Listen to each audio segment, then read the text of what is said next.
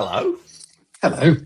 Welcome to another of our ad hoc video series, which is basically what is this Claude code thing and how does it work? And this all for those of you who are just tuning in or who have not caught up on the last few episodes yet. Yeah, all kinds of stuff is changing in software development, and it has taken more time to keep up with it than I have been able to invest over the last 6 months or so. And so I pinged Randall and said, "Oi, help! What is this Claude code thing? Do I need to learn how to kill another fellow with a spear and make a toilet out of mud to survive in the future of the software industry? Or is this all just going to blow over and it's all just a big bubble and it's all going to be fine, or what?" And of course, neither of those things is remotely true. Yes. Although I do know how to make a toilet out of mud and fire, so you want me on your team if the apocalypse does actually happen. But if it does happen, it's not going to be because of Claude code. I know how to make food out of bananas. That's not a useful skill. No? Oh, okay. Peeling is not a... Did you know? That's cooking, bananas, isn't it? So there used to be like 100 billion different kinds of bananas, and then they went, no, there will be one banana. There will be only the Cavendish banana. And the person who popularized the Cavendish banana as the overwhelmingly dominant strain of almost all bananas that are grown on this planet for food consumption was Joseph Paxton, who was the architect of the Crystal Palace. Oh, yeah. I didn't know that. Yeah. I did know that before it was the Cavendish, it was the Gros Michel, I believe. It was the Gros something. Yeah, which would never do. And there was a fungus or a blight or something that targeted that specific strain of banana. Yeah. And so they had to go, all right, we need a different banana. And you can still get the Gros Michel. So the rookie mistake that a lot of people make with a banana is that they peel it from the stalky end, but actually you should peel it from the other end, because then you can peel it and you can hold the stalk while you eat it. So it's got a little handle like a lollipop. No. Yeah, no. When you're finished, yeah. So and then you throw it away cleanly. I'm not having this. No. But no, the Gros Michel, I saw a Hank Green video on this, and you know banana flavor. Yeah. The reason that banana flavor doesn't really taste like banana is that banana flavor tastes like what banana used to taste like. And so it tastes like the Gros Michel. It doesn't taste like Cavendish, and they haven't updated it. So that's, like erythromycin, the antibiotic that comes in two flavors, strawberry and banana. And the discerning child would always prefer the banana flavor. But yes, it was Gros Michel flavor in particular. I developed an allergy to erythromycin when I was 25. I took it as a kid and it was absolutely fine. And then when I was 25 years old, I took antibiotics and I got a weird rash all over me, like I was being bitten by ants.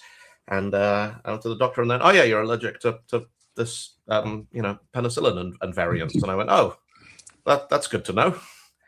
And he said, did you know this before? I'm like, no. And I rang my mum and I was like, am I allergic to penicillin? She went, no. I went, oh. I am now. Yeah. Yes. Medical science. Hello, Aneroid X. Good afternoon for us. Friday afternoon here in London, where we're still in that part of the year, and we are on universal coordinated time for about another month or so before it all goes a little bit strange again. Also known as UTC because the abbreviation, the acronym is French. Yes. And so we have been. So I just want to, before we get into kind of hacking stuff today. So we've got into one kind of today the formula would just be very much like yesterday. Yes. We would open Claude and we'd be like, do phase 3, and it'll do phase 3. And then we'd put the reviewer hat on Claude and go review phase 3. And it'll go, that's not right, whatever. And we'll fix it. And then we'll be right, that's done. And we could come back next week and do phase 4 and phase 5 and phase 6. But before we get into that, so there's a couple of kind of bigger questions. It's been quite interesting to me, some of the comments that people have been leaving on these videos and things. And there's one that someone commented on one of the streams yesterday. As a blog post, so what they actually said is, I'm conflicted. As a blog post, this would be a great read, but as a YouTube video, I feel it comes too close to promoting, in quotes, the LLMs that I'm sick of seeing. And so first of all, this is not promotion by any stretch of the imagination. Absolutely not. Very hard to come into this with a completely open mind. What we have done, so on the one hand, some of the things we've done have been genuinely astonishing, and I've looked at them and be like, wow, I did not expect that to work. On the other hand, you have two very experienced developers working on a technology stack that both of us have, easily broken Malcolm Gladwell's 10,000 hours of trench with .NET. We have been working flat out on this for about, collaborating two heads working on the same code base for 3 days now. And we've got a WPF form that can play MP3 files. Now, and an MP4 file. And a video, and it can play a video. And most of that has been done by gluing together open source libraries that can already do that stuff, which are available on the internet. Now, obviously, there is a significant, a lot of this has been learning curve and walking through the process of, we started last week. I didn't even have Claude installed. I didn't have an account. So I had to literally register the whole thing and set it up. And yeah, it is. And, the banana conversations. And the bobbins, yes, because, well, what is the point of automate? You actually have a banana. Wow. Is that for scale? So we know how big you are. No, I was a bit poorly last night. Yeah. And I had one of those nights where a combination of various pains and not feeling particularly well just meant I didn't sleep. So I am kind of that air. And so this is the first solid food I've had since yesterday afternoon. So anyway, yeah, we're playing with AI. You're slightly sleep deprived and probably prone to the odd hallucination of your own. Good old-fashioned meat-flavored hallucination. No language models required. But yeah, it is, the difficulty, the huge difficulty with AI is that it will, one of the things David Whitney said in that article we talked about last week is a lot of us have been checking in every couple of months, spending half a day playing with it and going, yeah, this is still no good. And, for me, I have always been or tried to be absolutely militant about stuff the hype. I don't care about the future. What problem does your thing solve that I have now? And, a lot of the time, sales pitches will very rapidly fall apart because they're like, oh, well, this allows you to do analytical engagement and data-driven decisions. And I'm like, we're not having a problem making decisions right now. Our problem is our website's too slow. How does your thing make it faster? Our problem is we can't hire people who know this stack. What do we do about it? Et cetera, et cetera, et cetera. And it is... what is the problem that it solves right now? And for me, that problem comes down primarily, it is a problem of, I think, professional ethics. Because all the things that I am getting, well, actually, it's two problems. One is the things I am getting hired to do. I've been doing this a long while. I teach workshops and I write code and I do all of that using, the modern versions of all of the tools. But hello, Buttons. Nice to see you on the stream. But I've had the relative luxury of being able to set my own pace and my own deadlines for the last 5 years or so. And so I'm like, am I still teaching the stuff that I should actually be teaching people? Is this representing best practice, state of the art, whatever you want to call it? And obviously there is a point where people just keep flogging the same old content until one day they're like, oh, I haven't sold any tickets in a year. I guess that's dead now. Or they keep shipping the same code and, working at their employer. And I don't know if you saw the news about Anthropic can do COBOL now. Oh, and yes. A bunch of people who do actually do COBOL are going, no, all of the institutional knowledge about COBOL is in proprietary code bases that are not on GitHub, and there is no way in hell that Anthropic has been allowed anywhere near them. And that's the value. And they did then say COBOL is so popular because it's the best language to solve business problems, which I smelled a little bit of Stockholm syndrome. But, yes, COBOL isn't the best language for anything. Well, yeah, but replacing it is proving to be very, very complicated indeed. Kick off in the comments now, but no, add 1 to X giving X is no way to say X++. It remains absolutely true that if in the last 24 hours you have done anything involving travel or money or possibly medicine, your data has gone through a COBOL system in the course of making that happen, because there's a lot of it out there. And, you know, IBM is still selling $250,000 Z95 mainframes that will run the COBOL that your grandfather wrote in 1964, unmodified, and it won't crash. And nobody else is making those kinds of guarantees. No. So, and IBM have an ongoing thing. And actually, they announced this like a couple of years ago. They've got a build of Java that targets the mainframes. They've created an extensive library to cope with kind of COBOL idiosyncrasies. And they've trained Watson to rewrite COBOL into this Java. I think the use of the past tense there is marketing more than fact.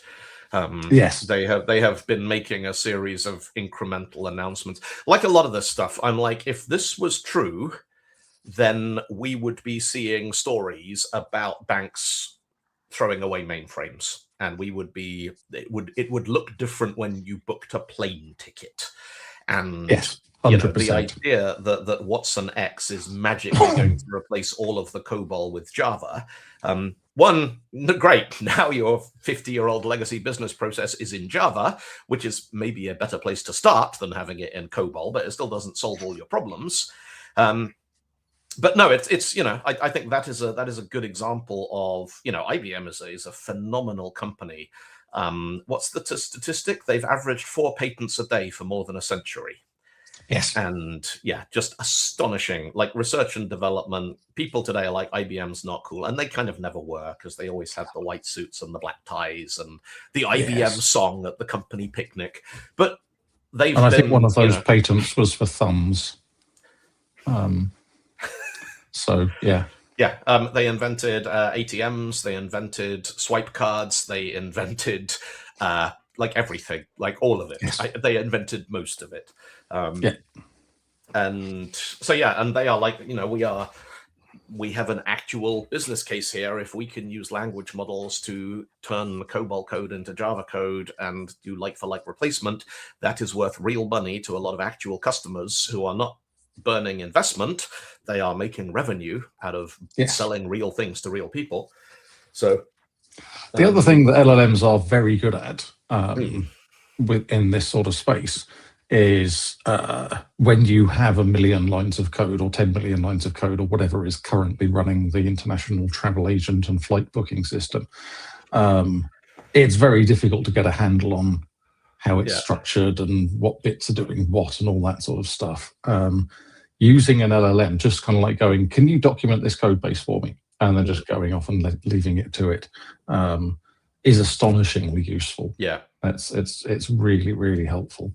And also, it also something Ian Cooper said in this is a LinkedIn post talking about Brighter, which is Coop's open source project messaging platform. And it said something, the thing about AI is out of the box, it's right 60% of the time. If you know what you're doing, you can get that up to 80. And if you put in automated checks and guardrails and balances, you can probably get it to 95. And 95 is good enough for a lot of software.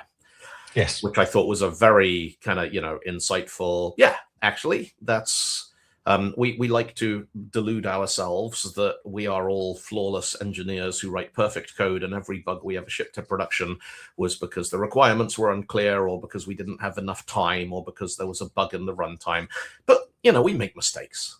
Everyone makes mistakes. Most of the bugs that I've ever shipped are because I either missed something, or I misunderstood something, or I just, you know, didn't do the legwork to figure out how it was supposed to work. Yep.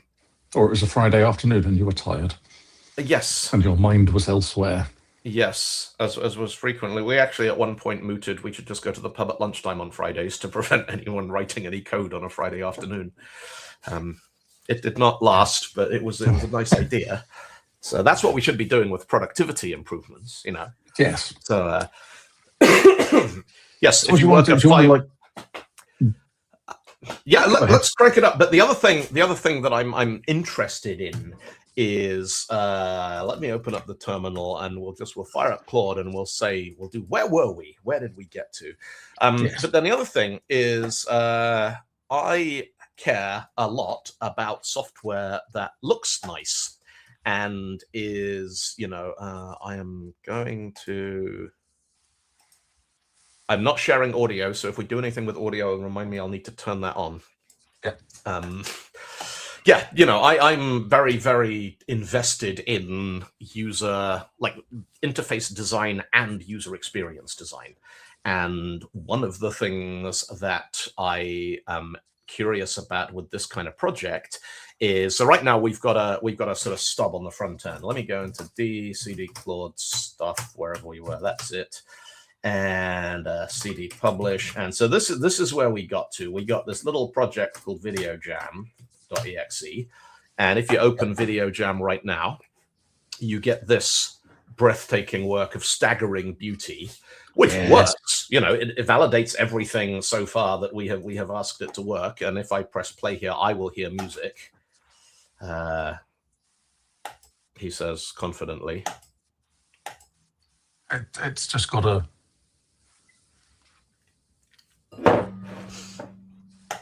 Okay, that's really interesting. I never clicked load video, but it played a video.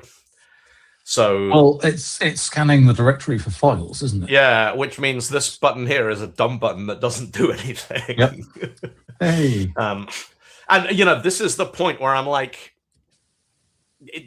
this is a stub. Like, we're validating the audio-visual pipeline and playback synchronization and those kinds of things, and that has been the brief up to this point. But now, you know, if this was if I was doing this manually, this is the point where I'd be like, right, that's a spike. All of that goes over here. This does not, this code would not evolve into the product. This code would be like my workbench, my reference implementation.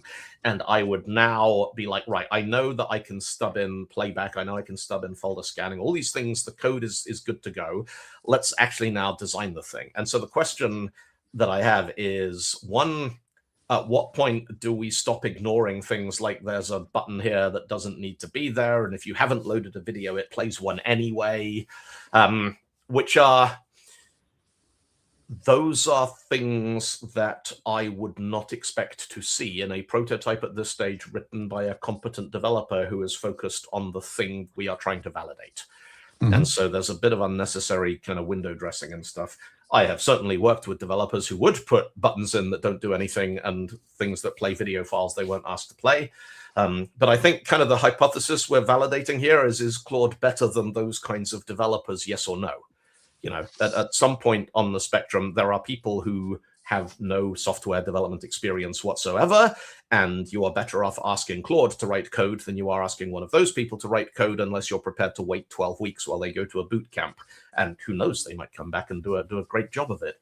And I think at the other extreme, there are definitely developers out there who have 20 years of domain experience building COBOL for airlines who are not going to get, you know, never mind replaced. They're not even going to find these kinds of things useful, because the tooling is so orthogonal to the domain and the platforms and languages they work in. And most of us are kind of somewhere on the bell curve between the two. Yeah. So yeah, the interesting question. So Matthew says, do you have a multi-monitors going on? Yes. So the whole point of this little application, so the background for anyone who wasn't on previous streams, I have long wanted a better way to play audio and video when I'm doing live shows with line breakers or doing my own guitar karaoke things, or just, you know, playing music in a bar. And I've always wanted to be able to have a screen in front of me that reminds me what the words and the chords are, because my memory is not what it used to be, and it didn't used to be that good. And then the audience gets to watch a different video so they can see visualizations or, you know, trippy visuals or movie clips or whatever. And I also want to be able to mix in audio tracks in and out. And so what I want to be able to do is to take a laptop into a bar, plug it into a PA system, open a folder full of media files and go, right, I need the drums and the keyboards and the strings, but I don't need bass because Randall's here, and I don't need rhythm guitar because Hannes is here, and I don't need lead guitar because I'll do that bit. And I want the audience to see this video, and I want the band to see that video. Go. And it just plays it. And this is something that I spent a week or so 2 years ago trying to build by hand, and realized quite quickly that it was not impossible, but it was going to be quite a convoluted development process to get all these audio streams synchronized. And halfway through figuring out how to do multi-channel mixing of individual frame samples from WAV files, someone offered me some money to do something else. So I stopped working on it and I did that instead. So yeah, when I press play, what's happening is the video is playing on a dedicated hardware monitor that I will show you the... So this is the Windows control panel for my desktop system, and it has 5 displays, and number 2 is where the thing gets popped up on. So yeah, you can't see the video, but it's there. And if we get to the point where we got multi-video, what I'll do is I'll put a camera behind the desk so we can actually see it. So yes, what I'm interested in, we're going to crank through. So let's start with, we're going to go to Claude. We're going to do Where Were We? Just to kind of, how did we get, where to get to yesterday, which is just a lovely thing to be able to do, because I used to leave Post-it notes stuck in the middle of my screen. So I could not start work, like I couldn't even log in until I reminded myself what I was doing when I had to leave the office yesterday. And then at some point in this, I'm going to want to kind of take the wheel and start fixing the user interface. And at that point, I think having a nice chatty little conversation with a developer that thinks it's a pirate is probably not a good way to refine a WPF user interface. And so I want to see, you know, how do we do this now? Do I get it to generate the XAML code and then I edit it myself and I move things to where they want to be?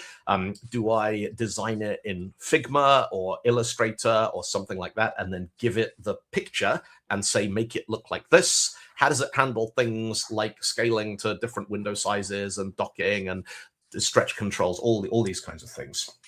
Right. Which hat should we put on Claude first? Let's put the developer hat on first. So let's. So we baked 4 personas. Personae. 4 hats. Claude has 4 hats. Yeah, there we go. There we go. Developer hat. The developer hat has been told to talk like a pirate, and the QA engineer hat has been told to talk like a butler, because those are perfectly normal things to do. And okay, so where did we get to last time?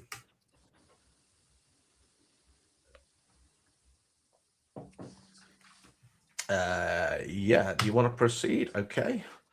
The Serena MCP server has popped up in another window. Let's put that on there. That can go on monitor number 5.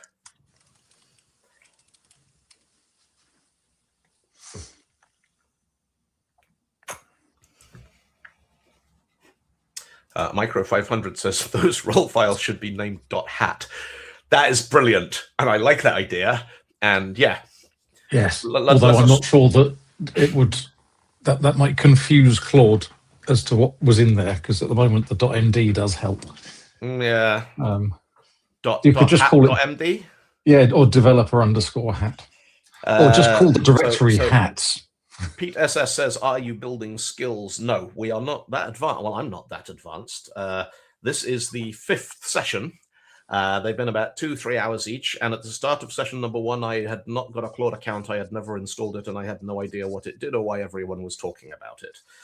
4 sessions in, we've got a sort of spec-driven development workflow with a bunch of Claude personae that we are using to write specs and then verify specs and then write code and then review code.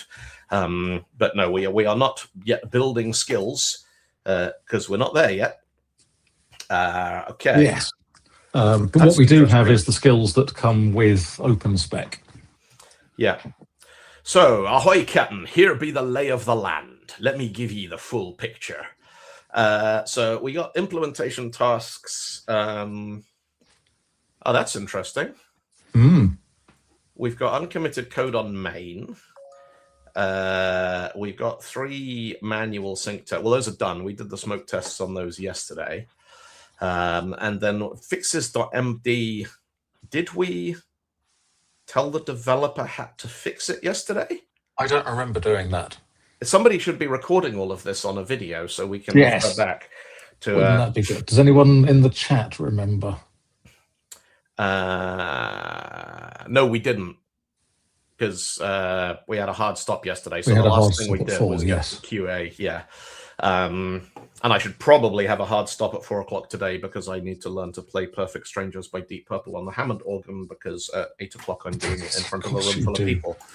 Yeah. Yes. Okay. Yeah. If anyone's in London and wants to come to the Great Southern Jam session at the Great Southern Pub in Gypsy Hill tonight, it's going to be awesome. If you're not in London, it's probably a bit far to come. It'll be a lot of fun. If anyone's in Sheffield and wants to bring me some chicken noodle soup, that'd be lovely. There you go, internet. You have your instructions. Someone out there going, I'll get my open claw to bring you chicken noodle soup, and a week from now you get chicken noodle soup that's been sat outside for a week. Yes. Okay, so this is the developer persona. The fixes.md exists. Yeah, fix all the things.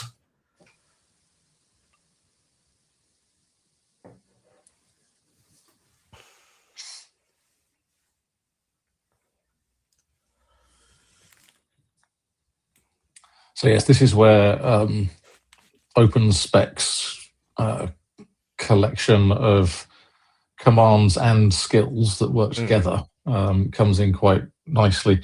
I do like the way that it's clever enough. You could have just typed /opsx:apply. Yeah, but I can't remember but that. it's more fun to type fix all the things.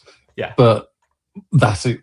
It runs OPSX apply, so it knows the command that you meant. The code's already we obviously did some of it. The code's already further along than I expected. Let me check what. That's not a pirate. That's a farmer from the West Country. The accent is very similar because the actor who played Long John Silver in Disney's Treasure Island in a long time ago, 1950s, decided to do it with a Bristolian accent in recognition of the fact that Bristol was a very influential seafaring port. Yes. And 2 of the pubs that I used to drink in when I lived in Bristol many years ago, the Llandogga Trow on King Street and the Hole in the Wall, are apparently connected. There's a tunnel that runs between their beer cellars. So when the press gangs would come by looking for sailors, everyone in the pub would go in the back, down the stairs into the beer cellar, run through the tunnel across Queen Square, pop up in the other pub and keep drinking. And then when the press gang were coming across the square, you'd all duck and run back across to the other one. And the Hole in the Wall was apparently the inspiration for the Spyglass Inn, which is mentioned in Treasure Island. Yes. So it's definitely possible that there were actual pirates with a Bristolian accent. Well, there were Sith in a galaxy far, far away with a Bristolian accent.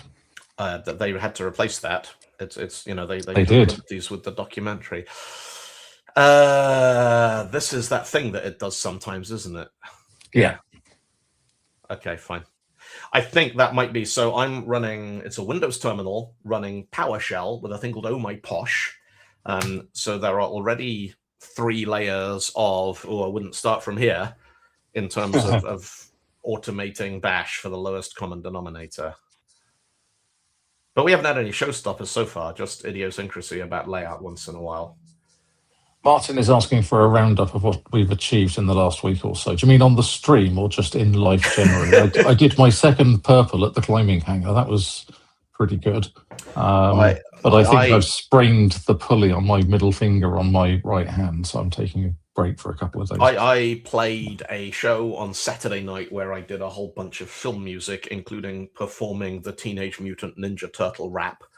And The One and Only by Chesney Hawkes to I'd say a pub full of people, to a pub with some people in it. It wasn't full. Yes. Because they all watched the rugby and then went home pissed. Yay, thank you, rugby.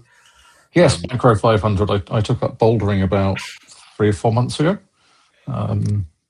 It's difficult to live in Sheffield without getting involved in some form of climbing. It's very, it's like the local sport. Yeah.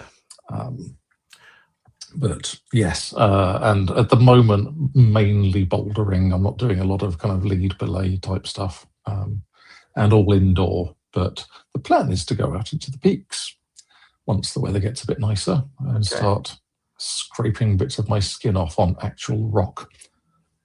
So this is interesting. It's given us 3 tasks. Oh yeah, that we were talking about that right at the end yesterday, weren't we? So that's cool. That's nice. I remember the other thing we were talking about at the end yesterday is coding conventions, code style, and wanting to get it to not put underscores on private members and to name constants in. Now, I'm going to ask the chat a question here. Have any of you ever heard of a thing called chainsaw case? Because I had a whole like Mandela moment with this, because to me, this sort of naming, where it's block capitals separated by underscores, I have always called that chainsaw case, and I would swear blind that's because I read about it on the internet about 25 years ago. But apparently, that's train case. It's yeah, it's not, and I like chainsaw case because it's loud. And screaming snake case. Oh yes, shouty snake case. Yes. Okay, so right, focus on what's on the screen right now. Task 2.4: launch the app and call show fallback with a PNG. Now, that's an interesting instruction. I mean, we can launch the app, but I do not know how, as humans, we are supposed to call show fallback, because that sounds like the kind of thing you need to do by running a line of code, and apparently we don't do that here. Yes. So right, let's spin up another terminal window. So what I'm going to do is we're going to go to D. So just to actually answer Martin's question, we have got as far as a WPF application that can play multiple audio files simultaneously in sync, and a video file targeted onto a specific external display, full screen, that you might use, for like an audience-facing presentation or performance. Good stuff. There's that. And so I want to do a .NET Publish Video Jam -o publish. I should probably not be running the thing we're trying to build, shouldn't I? Yeah. Let's do that again. And so Martin says, is this all without you writing a single line of code? Yes. I don't think at any point we have actually opened up an IDE and typed a line of C# code anywhere. No, we've looked at some, but we've looked at it and identified things and added lines to the markdown file saying, please don't do this, and please name all your constants and that kind of thing. So if I start publish now, and that's the folder, and there's Video Jam, and if I okay, so that's the test folder that we set up.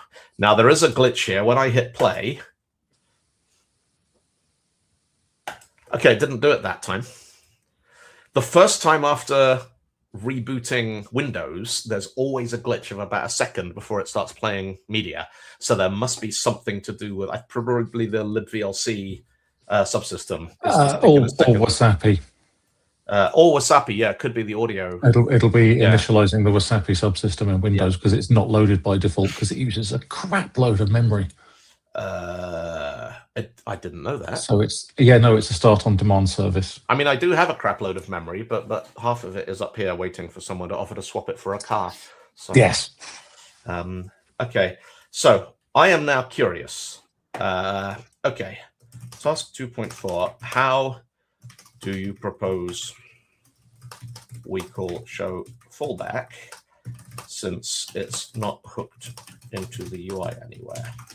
How do we verify this bit exactly? Oh, it's going to be apologetic now. An apologetic pirate is my least favorite kind of pirate. Rob's prompt file in, shouldn't we? Never apologize, never surrender. Okay, so I'm going to go through and answer some of these questions. Rendell, how did you learn to use Claude? It seems handy to have a tutor to walk you through this stuff. YouTube. YouTube, and I clicked on a lot of videos that said, this has completely changed how I use Claude. And I think the thing for me that was the transformative moment was discovering OpenSpec. And spec-driven development specifically. Vibe coding was never great, and I didn't like it. And then when I discovered spec-driven development, and I started to layer on some other things like prompt engineering, and now I'm starting to look into context engineering, which is a whole other thing. But yes, and then basically by doing, I used it for work things. I used it for building, for writing Objective-C and Kotlin and Java and Unity and all sorts of different things, Zig, that I generally don't know how to write. And I kind of, over time, and a couple of friends, so Ben Downing,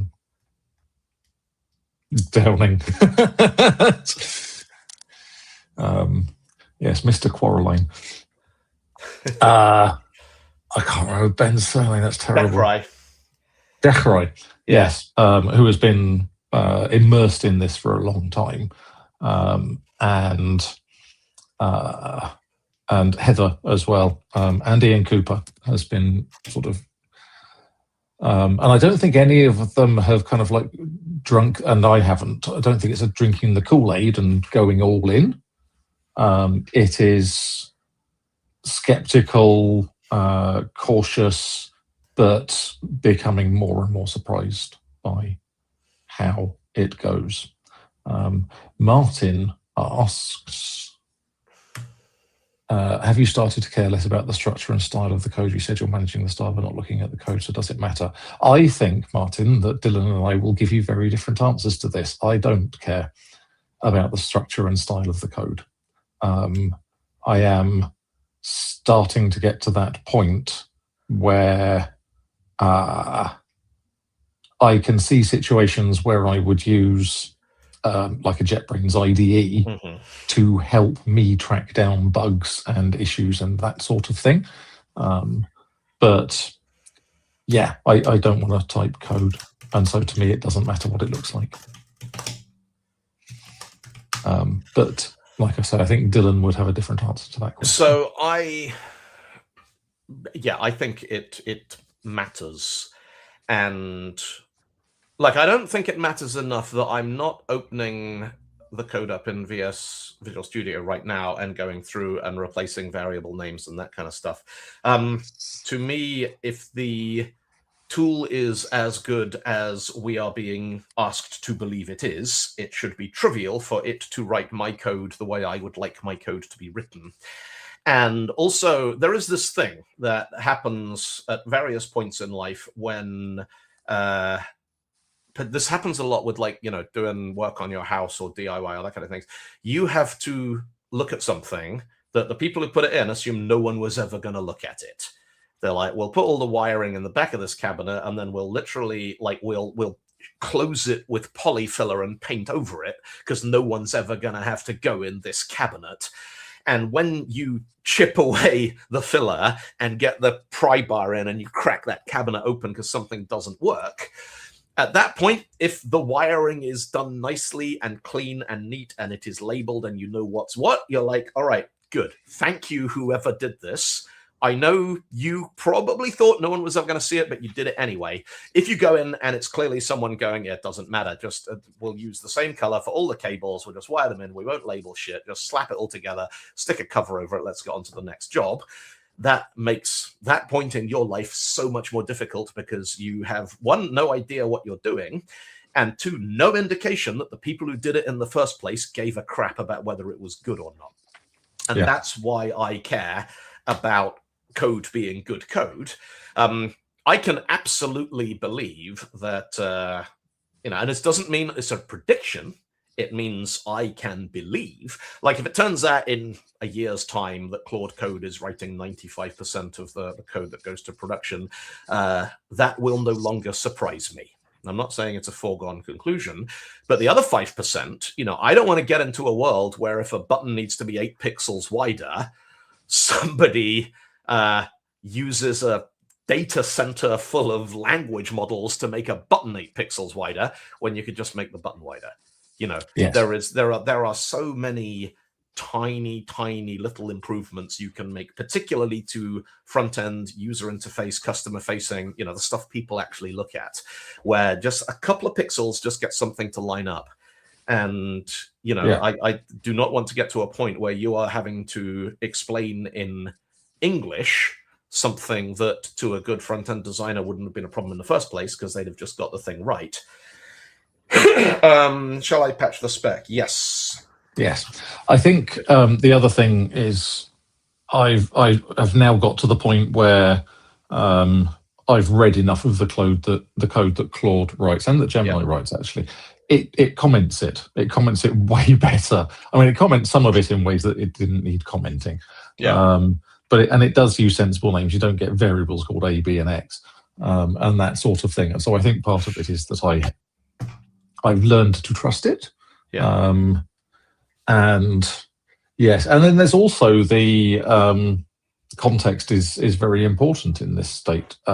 Last year at NDC Copenhagen, I had committed to creating a PowerPoint karaoke website, which ran on, I think it was running on Railway. It was using Cloudflare R2 storage for image caching. And it had this whole thing, and while you were talking, it displayed an image for 15 seconds. While that image was displayed, the audience could choose one of 6 images to be displayed next. And this was all done over WebSockets and all this sort of stuff. And the whole thing was written with Gemini. And because I wanted to try Gemini, I'd been using Claude and I wanted to try Gemini. And I finished that 45 minutes before the PowerPoint karaoke started at the end. So we went right the way through that. It worked. It did not crash. It went right the way through the entire evening, and it worked. And I had not looked at the code at all.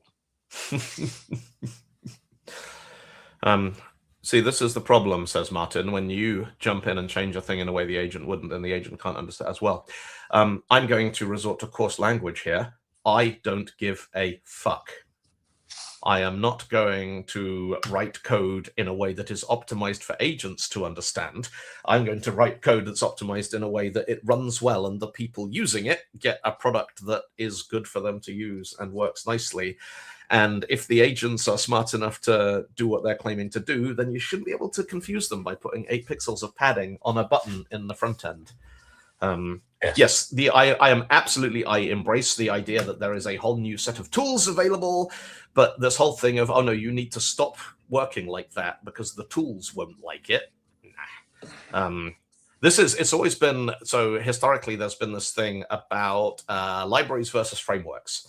And a framework is the thing that says you must write your code this way because otherwise the framework will get in the way. And a library is like, you do what you like. And when you need to encode a JPEG or whatever, then yeah, call me and I'll do that bit for you. And I have always enjoyed coding by composing libraries. And I have always found, opinionated frameworks. They're great up to a point, but then there's always a point where you're like, I can't actually do the thing that would make sense here because somebody has made an obvious, the somebody was often me. Somebody decided we were going to adopt a set of opinions wholesale about how to write code, and now we can't change our minds without a lot of complexity. Yes.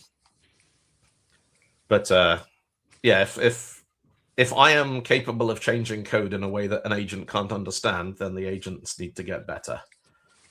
Or just admit that they're not going to be that good and we still need humans to do that part. Yes. Yeah.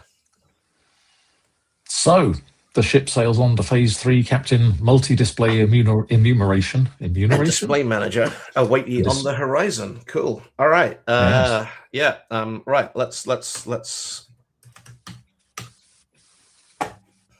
I shouldn't swear on the internet, should I? There might be impressionable young minds watching. Fuck them. There we go.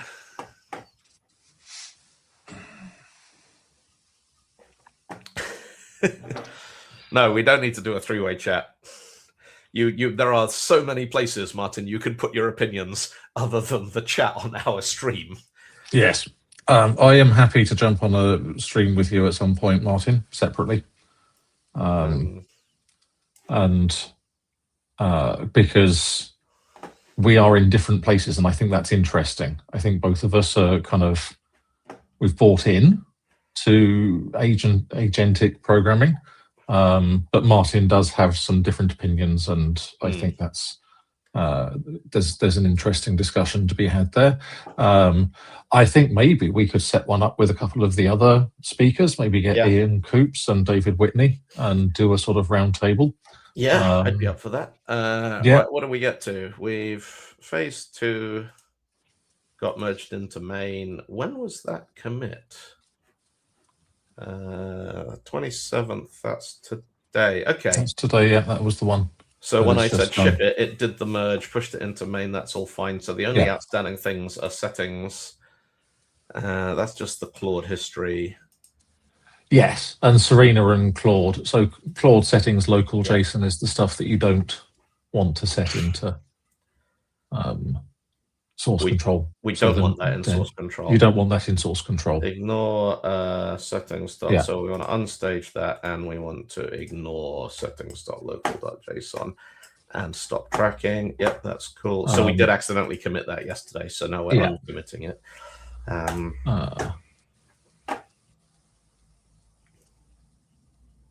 And yeah, the .serena stuff should be staged, but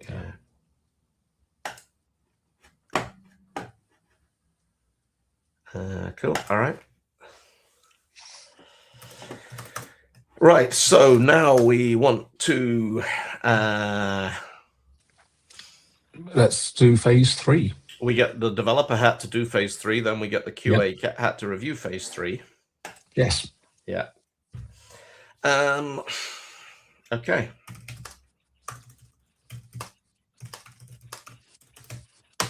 So when I say phase 3, what that is referring to a implementation plan which the Claude with its technical architect hat wrote for us. And phase 3 here is multi-display, correct video on correct displays with a fallback PNG. Yes. Yeah. Monitor enumeration edge cases. Yeah. Yes. See, this is the point at which I think the decision to focus 100% on Windows and use WPF was absolutely the right decision, because enumerating monitors on 3 different desktop platforms would have slowed us down a lot. Yeah. There's a thing, just the whole, making, are we going to get to a point where nobody ever touches code at all anymore? Because even like a tiny text change or updating the copyright in a footer or something, we do by asking an LLM to do it. There was a project a couple of years ago, it was a conference website for a community event that just had a little typo on one of their pages, and there should have been a full stop at the end of a line, and there wasn't. And I was like, that's easy to fix. And the JavaScript library that they were using, which was a set of, I think, React components, meant that you couldn't type a full stop at the end of the line. It just would not allow you to do it. And so you had to create a component which contained a text literal, which allowed you to put your full stop in and append it to the point where this was being rendered. And I remember just kind of going away slightly shell-shocked that we'd managed to put so many abstraction layers in building a relatively static website that you couldn't fix a typo anymore without having to create a component to do it. Yes. Yes, the whole kind of Yeah. it's like the site that I'm building for my workshop is literally just HTML and some JavaScript and some CSS. But I have been in situations where somebody has been asked why the essentially single page static site that they were asked to do isn't ready yet, and they have explained that they have been battling with React server-side rendering because it changed from React 11 to React 12 or something, and you're just kind of like, what? It's so. And this is literally, it's a static site that has to download and then download again and rehydrate and do all that sort of stuff. And it's not even doing anything interactive. It is just people kind of like go, website, React. It is fair to say that there's a lot of, I think, what Martin is saying is probably triggered this just a little bit. There's a lot of invective on a lot of platforms at the moment that are like, if you're not vibe coding everything and never looking at the code, then basically the word cooked gets thrown around a lot. And I think cooked means that you're screwed, you're finished, you're unemployable, you might as well just go and live under a bridge now. And I find that a very, very unpalatable way of conversing. This, you should be doing this, and if you're still doing that, then you're wrong and you're stupid. And I'm like, how do you know? We've got a handful of valid use cases over, a period of months, potentially years, for the very early adopters who've been pushing this thing hard. And I'm absolutely, to me, there is a big difference between, hey, try this new thing, and someone going, you have to stop doing the old thing. Yes. Let go. It doesn't, the thing that you have spent all, and this is, taps into a lot of the writing that's going on about the whole sort of the sense of existential dread, which is another factor, which is definitely a thing, is, new tools, amazing, but someone going, nope, you can't use the old ones anymore. You're not allowed to. Your skills are useless. You're going to get replaced by people vibe coding on OpenClaw using WhatsApp on their phones. I find it very, very, takes a great deal of effort to be balanced and impartial in those sorts of conversations. Go.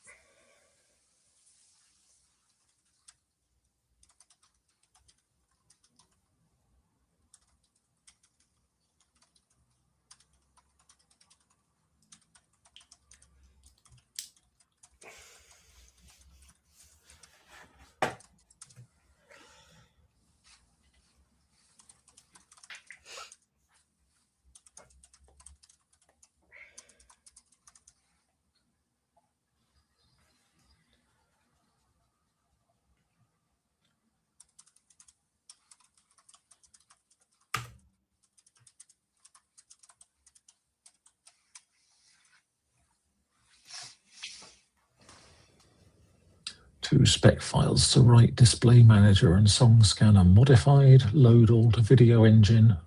Create a spec, yes. Yeah. And then let's have a look at it. Yes, so we might not look at the code, but we do look at the specs and proposals and designs and things that it generates before we tell it to go ahead and implement them. One of the big things I perceive as an advantage of the spec-driven approach is, if you review the spec and you're like, yes, that all looks correct, then at least if the code does the wrong thing, you know what the right thing looks like. Yes. Yep.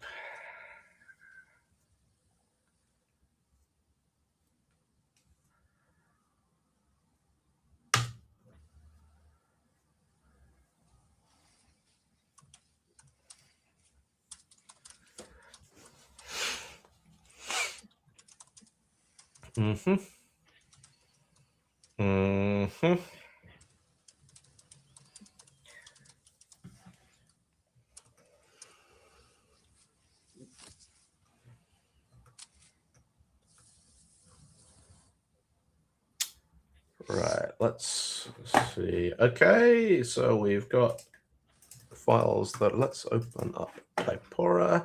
So we're in OpenSpec. Changes phase 3. Specs. So display manager, yep.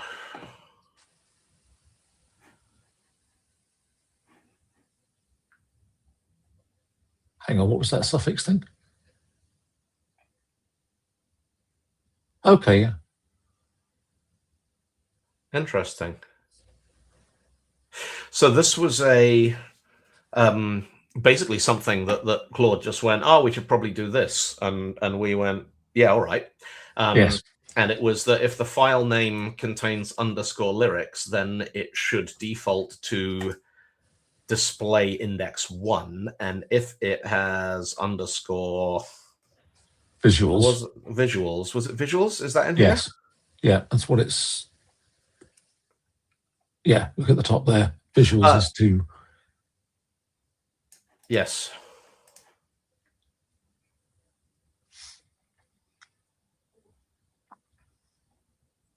I mean, it'll work. Yeah. Having an entire method that says, I'm going to give you a key and a dictionary, and I want you to look for the key in the dictionary and give me back the value. You see what I'm getting at? Yeah. Like, how is that just not Dictionary, try get value. You've got to build that, yeah, from somewhere. And but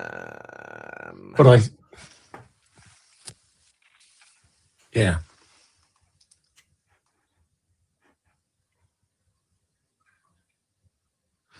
I think it's because it's exposing the method.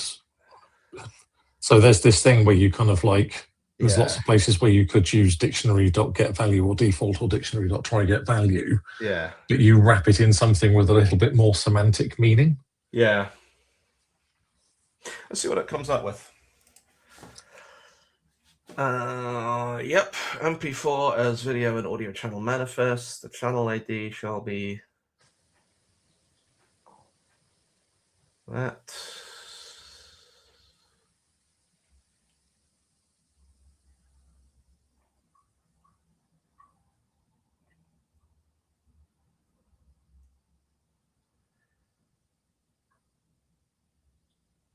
Yep.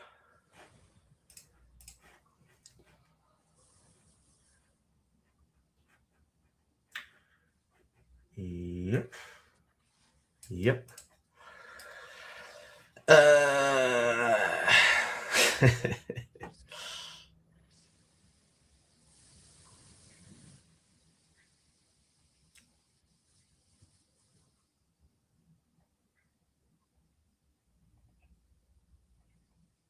What is fascinating to me about reading a spec that goes into this level of detail is when we stop talking, we do it, and the stream goes silent.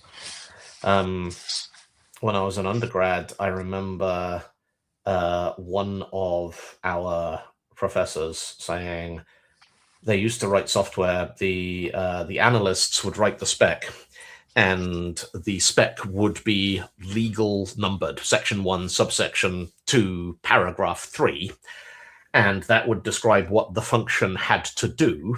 And the team would be required to use the legal numbering in the names of the functions so they could refer them back to the specification.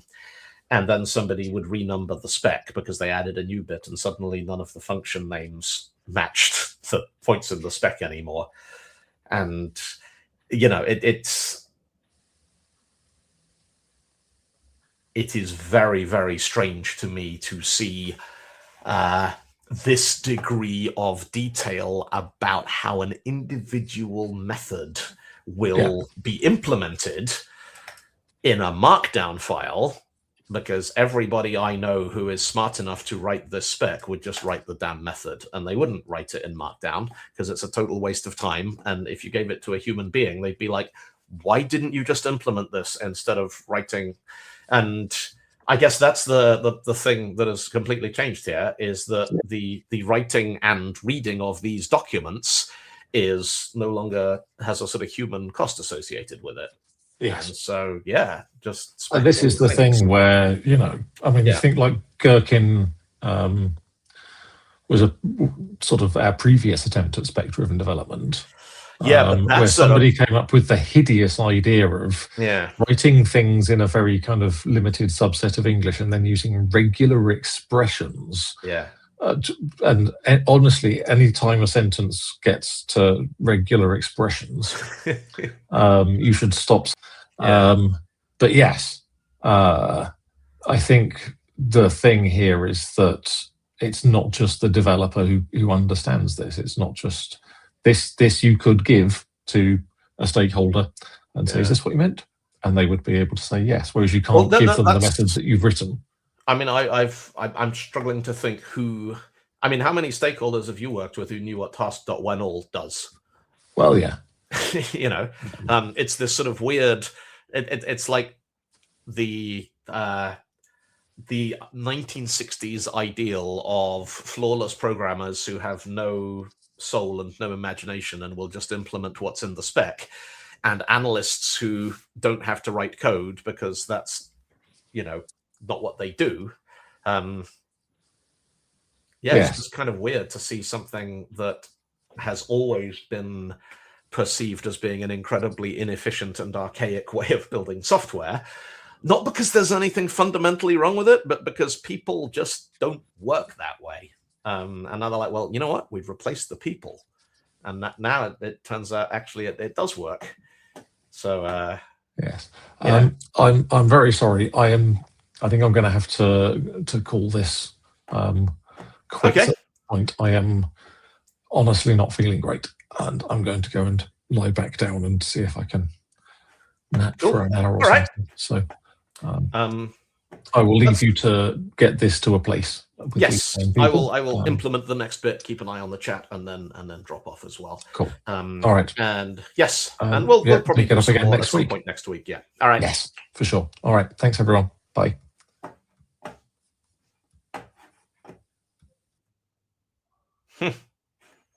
And then there was me, unsupervised. Right, let's run OPSX continue / OPSX continue.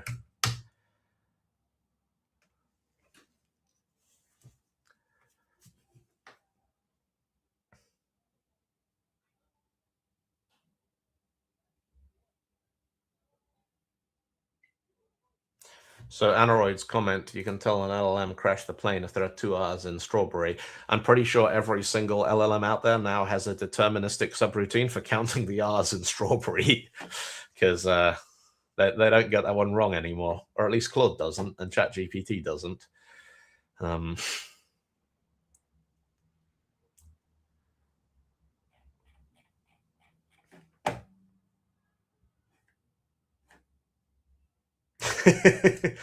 Dylan unsupervised with Claude. It'll be fine.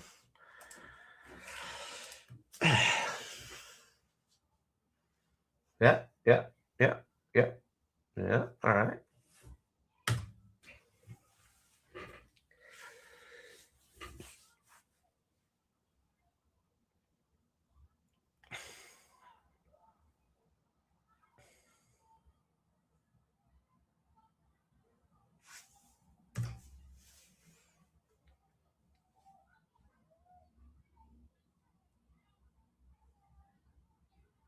See, the downside about doing agentic development on your own is there's no one to talk to. It's just sitting there and it's churning and it's churning. And at some point it's going to spit out a bunch of code that might work or might not. But there's no bobbins.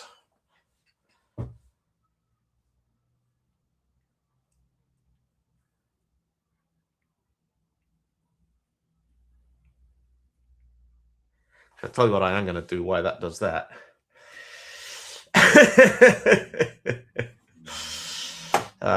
Aneroid X says, I wonder if Claude can recreate Rockstar from specs.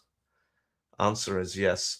So the thing you got to remember about Rockstar is that the Rockstar spec is first and foremost a piece of comedy writing, and is designed, it was written to make human beings laugh, and then somebody on the internet implemented it, because you cannot come up with anything so dumb that people on the internet won't implement it. And I mean, the whole, to me, Rockstar, as much kind of fairly hardcore engineering as there is in getting a parser and an interpreter and cross-compiling those for WebAssembly and Linux and macOS and Windows, it's still comedy. It's not for anything real. So yeah, you're welcome to use LLMs to do Rockstar, but honestly, at that point, all you're doing is you're burning down rainforests to do pointless stuff faster, and nobody gets to laugh at it. Yep. Apply.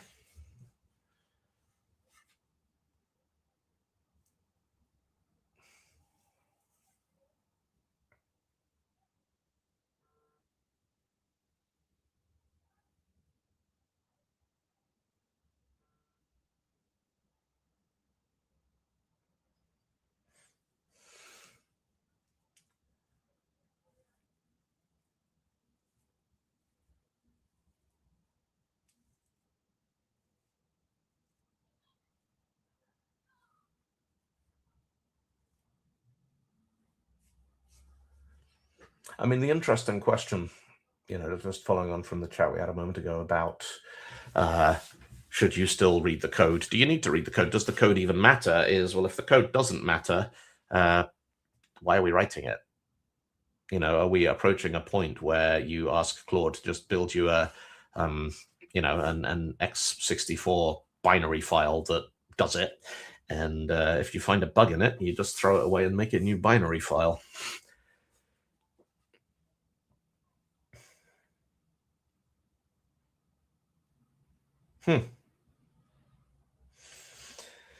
Yes, and don't ask again.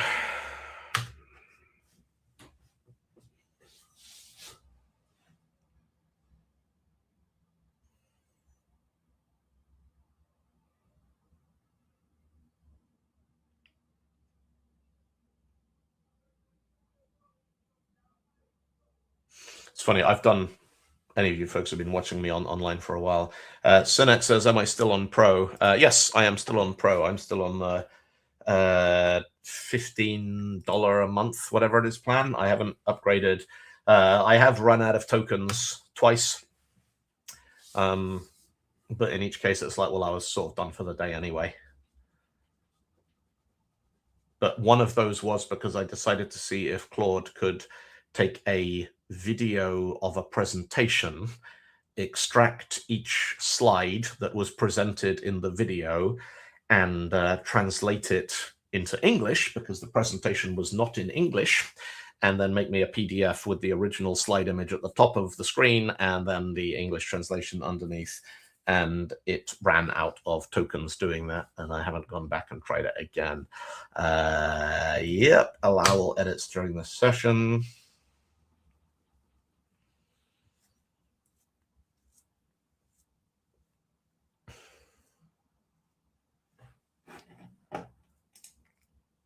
LLMs versus, I assume ML here is machine learning. ML beat the chess grandmaster in the late 1990s, but LLMs 25 years later can't beat average players. There's only so far a word association engine can go. And yeah, fair observation. There are things that are very much about predicting. The thing about chess is if you play the most probabilistically likely move, which is not the same as the best move. It's like you take a look at, imagine you had a position on a chessboard, or any kind of strategic game, and you took 1,000, 10,000, 1,000,000 instances of that position on that chessboard, and you said, what is the most statistically likely thing to happen next? What you're going to get is an incredibly average game of chess. And I mean average there in the mathematical sense, right? The smack in the middle of the bell curve. and good players win by being better than the average. And yeah.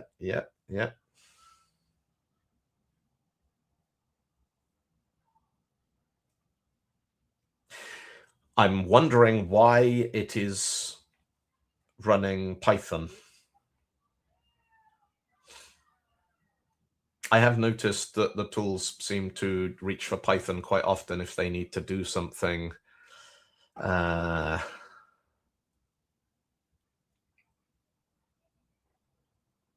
CRLF line endings, I'll use sed for the replacement.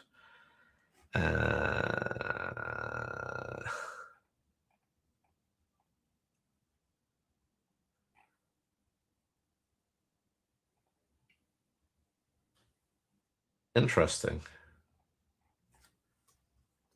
I mean, there is the approach of just keep hammering go, and eventually the tool will figure out what it did wrong or what the problem is or what has changed, and it will fix it, and it will fix it, and it will fix it.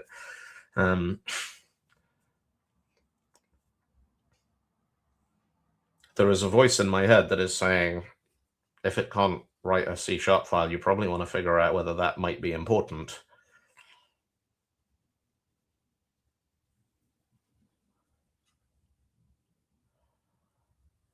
Yeah. So Android X, I see Opus often check. I've seen various ChatGPT has done this as well, as if you ask it to do something with like a media file or a piece of video.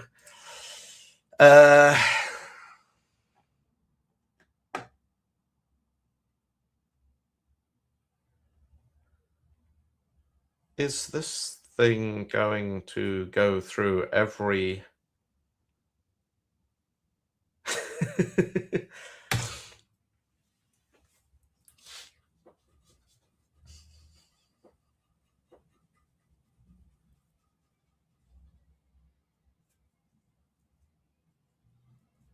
So what I'm guessing now, I have no idea why it is suddenly getting so confused, but it clearly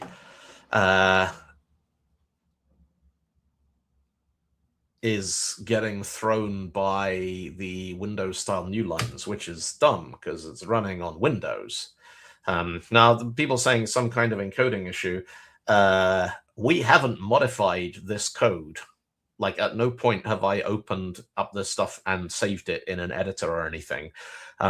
So whatever problem is happening is something that it could have been caused by Git, because Git has new line carriage return or CRLF to LF transliteration on Windows.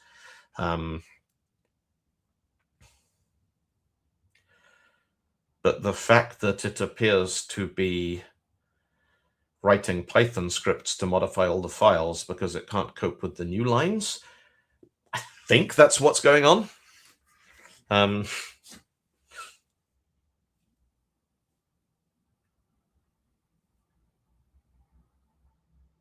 be very, very curious to see what the outcome of this process is. Okay.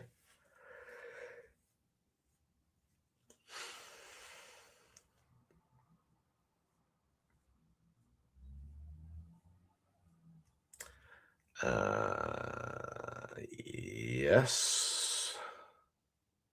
All right.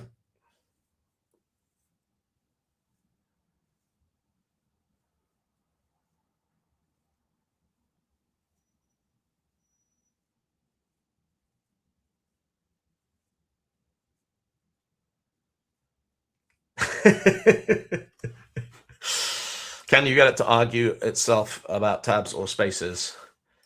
I did work on a project many years ago that somehow had got the whole file was indented with 3 spaces and then tabs. So like the first level of indentation, this was in JScript code. And so the first level of indentation was space, space, space. But then after that, space, space, space, tab, space, space, space, tab, tab, space, space, space, tab, tab, tab. And several people opened the project, looked at this file, and committed changes that obeyed that style instead of correcting it.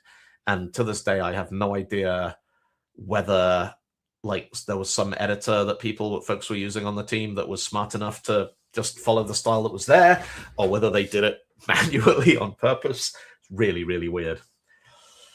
Okay.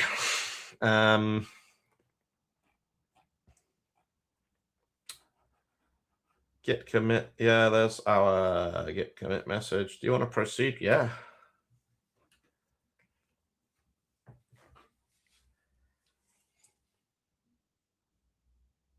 And so the workflow that we've been using in these sessions is we get to this point where Claude, with the developer's hat on, has finished or thinks it's finished the implementation. So we got to do a manual check here on a couple of things. Connect second display, verify 2 VLC display window instances, AV sync check with 2 simultaneous video streams. And yep, okay. So what I want to do now, there's 2 things I'm going to do now. First of all, we're going to open up another terminal, and I'm going to spin up Claude in this one.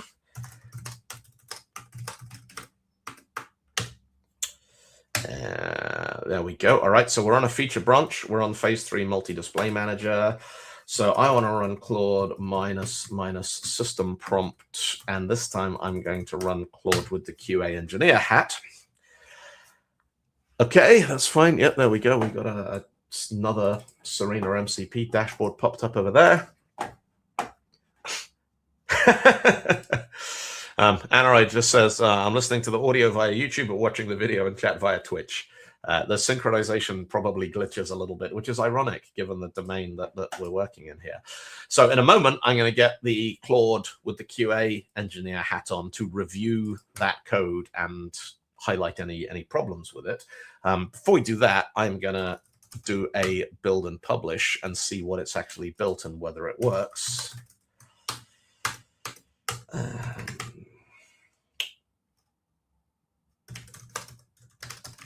So .NET publish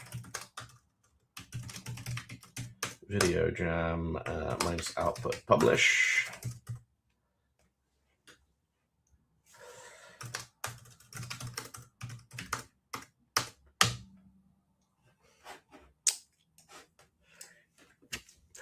Now what should happen here is when I hit load folder, it should load a folder which has multiple, so this stems folder here. There are no files visible because this is a folder browser, not a file browser. But if I select that and then hit play, it should show 2 video screens on 2 different monitors. This might work. I think it probably will work. If it doesn't work, it could fail in any number of hilarious ways, up to and including crashing the stream. So let's see what happens. So when I hit play,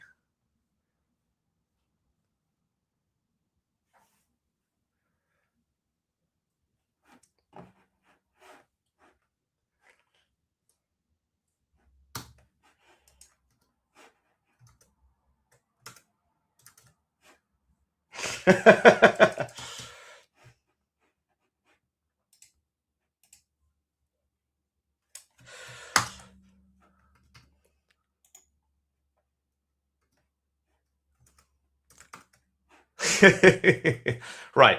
What you folks can't see here is that when did I last back up my PC?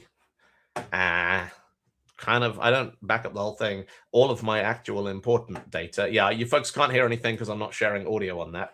What happened there is that it brought up an always on top modal undismissible video window in front of its own form. So when I ran it, if I stop sharing and then resume sharing, and I'm going to share the desktop audio as well. So let's share that one with system audio, share that. So yeah, there's nothing to click to open a config interface. So if I run this again, so first of all, the whole point we're trying to validate here is that it should play video on 2. So I got 2 videos here. There's that one. And if I load the folder, that one. All right, and now I load a video file. Okay. Now I'm going to move this window. Okay, so one, it's WPF, so it means when you run it from the console, you lose the context. You can't control C it. You can't kill it that way. So I'm going to put this window here, somewhere I can still get to it. All right. And now when I hit play, 1, 2, 3, 4, 5. Yeah, that's only showing a single... Now, this is the point where you need to understand the code bit becomes interesting. Connect second display. Verify appears on 2 screens. And being that's Hotel California right now, it's just a random chord sequence in D minor. I got the smart session instruments in Logic to spit out 6 minutes of stuff we could use. You can't use real songs because you get copyright strikes on the stream. Or copyright, warnings. Right.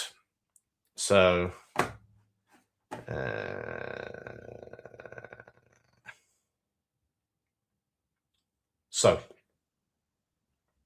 now this is the point where I'm like, I've never done this before. This is my first time getting to this point in a spec-driven Claude code, machine-assisted development project.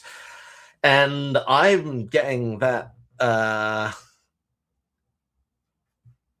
experience of when somebody on the team is like, it's done, and you're like, all right, and you look at it and you're like, this doesn't look done to me, but maybe I've missed something. Let's make sure that I understand exactly what it is that I'm looking at before I push this back. Now, the reason why you do that on a human team is that you don't want to be the person who rejects everything and then they go, no, you need to click go to make it work. And you're like, oh, I'm sorry, I'm an idiot. Is that true anymore? I don't know. Right. So I am only getting one video window. What's going on?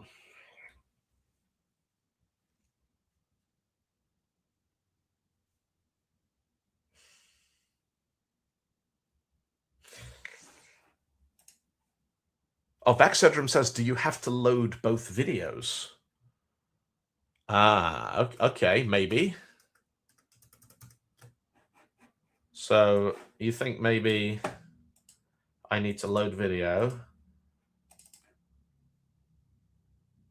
So the counting audio sounds doubled. That's a valid observation. The reason is that there is an audio track in the video as well, which is getting played. So you're hearing the audio from the isolated audio tracks, but you're also hearing the count that's coming from the video track. And the synchronization there is not perfect. It's close enough. I think it's within a couple of milliseconds. So you get what sounds more like a chorus, like a stereo doubling effect, than an actual delay. Okay. So let's try load video, audience viz, and then load video, bar and beat count, and then load folder. And again, I'm moving this out of the way so that 1, 2. Yeah, I'm still only getting one screen. All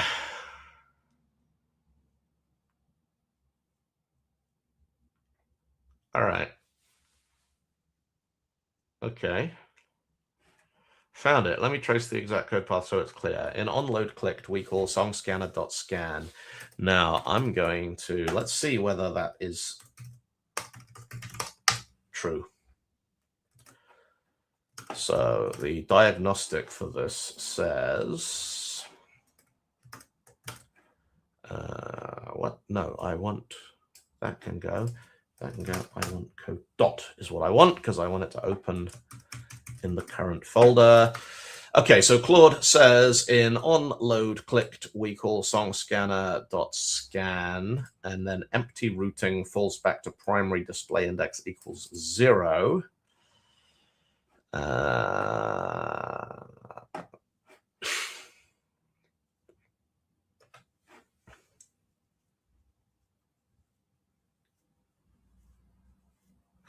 Option A gets multi-display verified in about 2 minutes of code. Yes, please use option A. But first of all, what I want to do is let's just have a look at the kill that. And okay. Oh, that's just a git ignore. That's fine.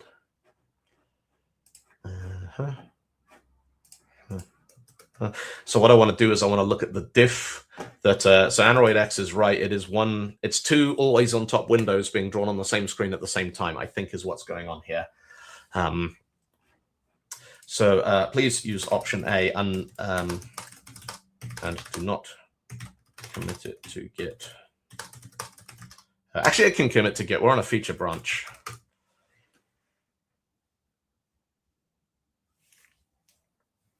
I'm interested in seeing how big this changes in terms of what's actually changed in the code. The other thing I'm going to do while that thing does that is I'm going to open After Effects, which is the tool that I use to create those task sample videos, and I'm going to make two which are much more visually distinct, because at the moment I got two compositions with gradient backgrounds. So this is audience visualization. So I'm going to rename that to be bar count with yellow background. And that one there, I'm going to delete the gradient overlay, and I'm going to go layer solid settings, and we're going to change this one to be yellow. Okay. Yeah, that's fine. Okay. And then the other one, I am going to change that, and this is going to be bar count with blue background. And black solid 1. I'll delete the gradient overlay effect from that. So scrub that one. And layer solid 1 settings. That's gonna be blue. There we go. Okay. So you want a scrolling gradient? Yeah, we can do a scrolling gradient. All right. So to do that, we are going to layer style, boom, boom, boom, gradient overlay. There's the gradient. And then what we got to do is we are going to say the gradient offset, which is this thing here. Okay. A scrolling gradient requires arithmetic, but what we can do is we can make it spin. Let's make the gradient spin. That'll give us something a little bit more engaging. So let's reset that to 0, 0. And the way that After Effects works is we're going to drop in a keyframe here that says at the beginning, this is going to be 0. And this clip is 200 bars long.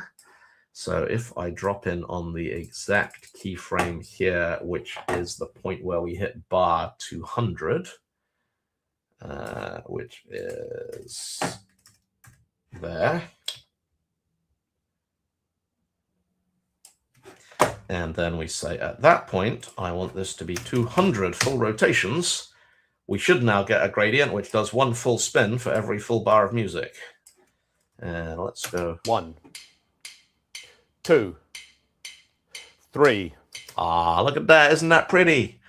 And yeah, I'll put a thing on the top of this. So this one, I'll just say audience video. Drag that right up to the top, and why can't I see that? Probably because the frame is there. It is. All right.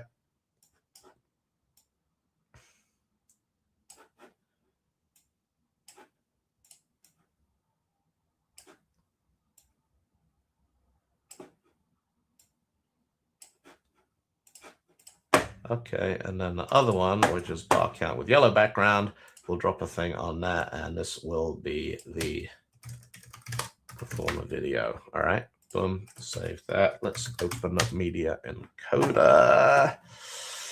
I see you're playing with AI. I am learning AI because it seems like it might be quite important, and I have not been able to spend as much time playing around with it as I would like over the last few months. And so I have the last couple of streams has been me and Randall, who is very good at this kind of thing and has spent a lot more hours with it than I have, kind of going through it step by step. But they dropped off because they ate a dodgy banana or something. And so the last part of today's stream is just me figuring out a couple of things with a WPF application. The scenario is do you want to proceed? Yes, it's okay.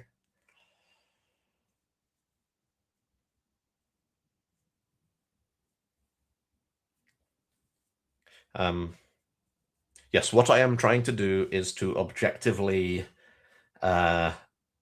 learn for myself what AI, how good is it right now? And then I have a kind of fixed point to assess in a couple of weeks or a couple of months what has changed and how much better it's got and what's improved, and is it any cheaper and is it any faster? This is, suffice to say, a radically different way of creating software than anything I've ever done in my career, and I've done a lot of weird things.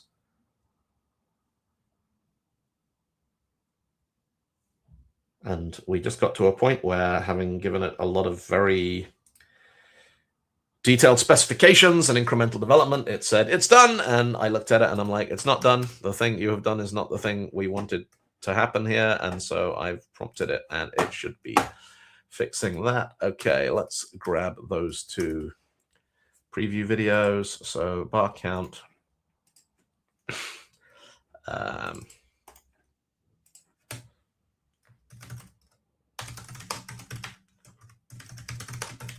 Audience video, and that one will be performer video. I'm going to sling those onto Adobe Media Encoder and press go, and that will take a couple of minutes to churn through. There's nothing terribly complicated in there. Yep, okay, cool.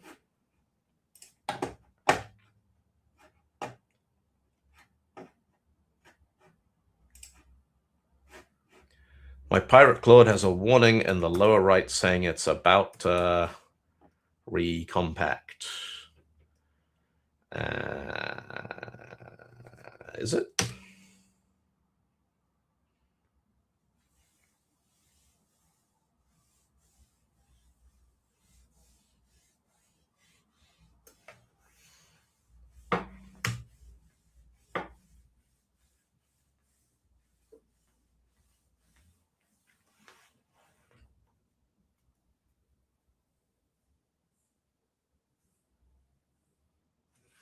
So Surly says, wait until you get to learn about Squad.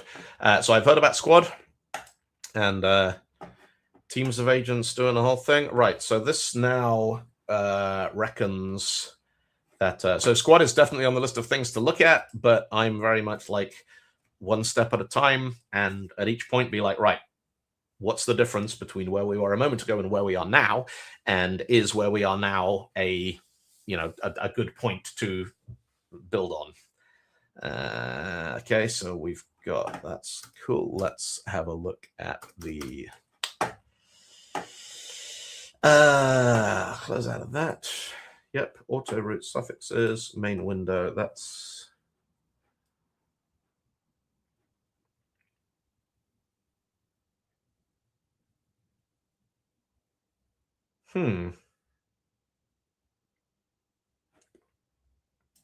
So it would appear from I have no idea, Danny. I'm not keeping an eye on it. So but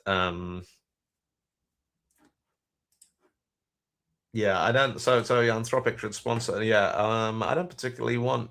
I mean, it's always nice to get money for doing stuff that you'd be doing anyway, because then you do the thing you were going to do in the first place, and you can pay bills and buy guitars and stuff. But I think that Anthropic sponsoring something like this would cause questions around impartiality. And okay, now this is interesting here, because the way that this has been implemented, there was a sort of throwaway comment in the earlier design phases where just looking at the comments in the chat, Surly says, I understand you start how things about the software projects, much to the chagrin of colleagues who will run ahead when they think they see the exit, not realizing they're like naked in a mirror maze, and the exit directly ahead has perspex walls that he'll hit when he decides to go at full pelt. Yes, there's a lot of experience, the difference between running for the exit and smacking yourself face first into a plate glass door. Right. I think there is an assumption here which has been embedded in a lot of the stuff that has happened behind the scenes, which the humans have interpreted as a bit of a footnote that probably doesn't really matter. Let's have a look at that. Okay.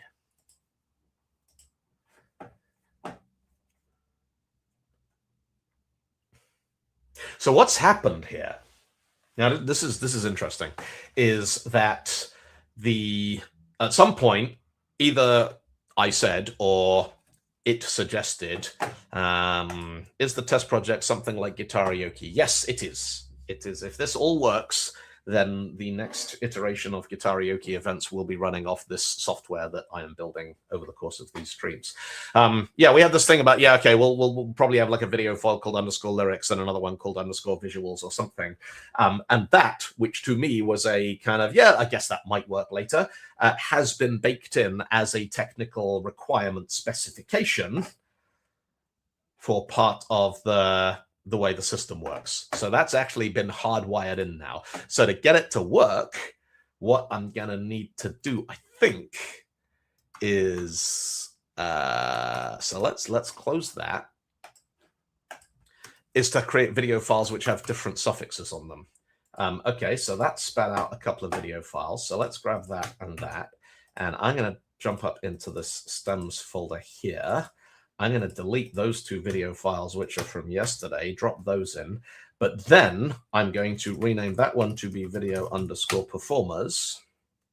Hang on.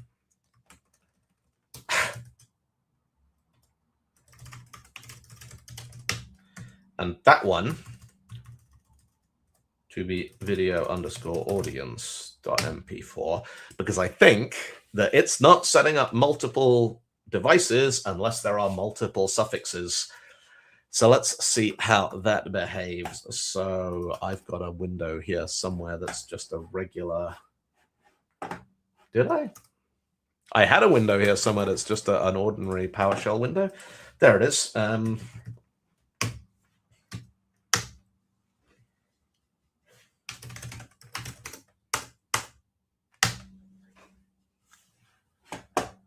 right. So same deal. I'm going to stick that over there in case it draws something in front of its own file. I'm going to load that folder. If I hit play. 2, 3, 4, 5, 6, 7, 8, 9. You folks see that? 10, 11, 12, 13, 14, 15, 16, 17, 18, 19, 20, 21, 22, 23, 24. All right. 25, 26, 27. Okay, it works. Success. Yeah, the song, I'm going to put the song on Spotify and retire on the streams. So,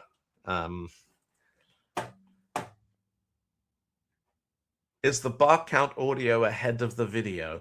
So one, you folks are watching this on the other end of a live stream, which is being relayed via StreamYard. So audio visual sync issues. There's a million reasons why that won't work, and the software that I am working on here is only one potential reason. Switch back to that one. From here, I think there's maybe about a 5 millisecond, maybe 10 millisecond delay between the audio and the video. As far as I can tell, the two video streams are playing in synchronization. So that's a sort of much gnarlier one. It wouldn't surprise me at all if in the finished version I have to bake in like just a fixed offset. Because there's this weird thing, which has nothing to do with technology, it's to do with humans. If you see something before you hear it, your brain just goes, oh, well, it must be a long way away. That makes perfect sense. If you hear something before you see it, it goes horrible, because your brain's like, that's impossible, because light travels faster than sound, so there is no way that I can be hearing something before I see it, so that's uncanny and unpleasant. Sync Zero wants to play drums over the internet, fix the latency. There's a thing I used to play around with, a tool called Ninjam. And Ninjam basically allowed you to jam over the internet, because instead of fixing the latency, they just went, well, we're going to give you 1 bar of latency. So you'd play 1, 2, 3, 4, and then everyone else gets that a full bar later than you played it, but then you get whatever they did a full bar later. So you get these really weird, like, once you lock into a groove and a chord progression, you get these very, very odd syncopated effects and stuff, but it does actually sound quite creative. Okay, so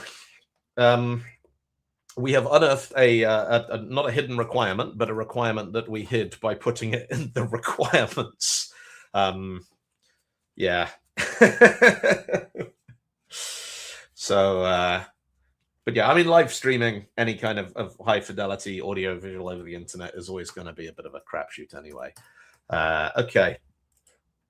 So we got as far as, I think we've validated now all the bits of heavy lifting, which is, can you play multiple audio files and video playing onto separate physical displays? There is a lot of outstanding requirements. Yep. So let's now do the, right, let me just see where we got to. I'm going to,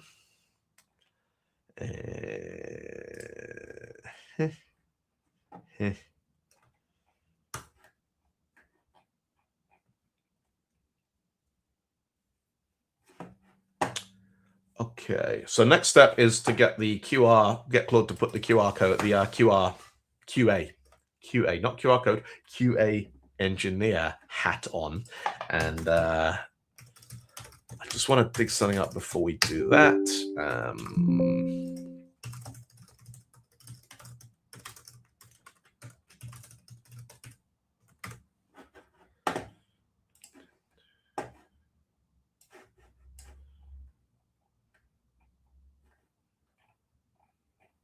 Yep.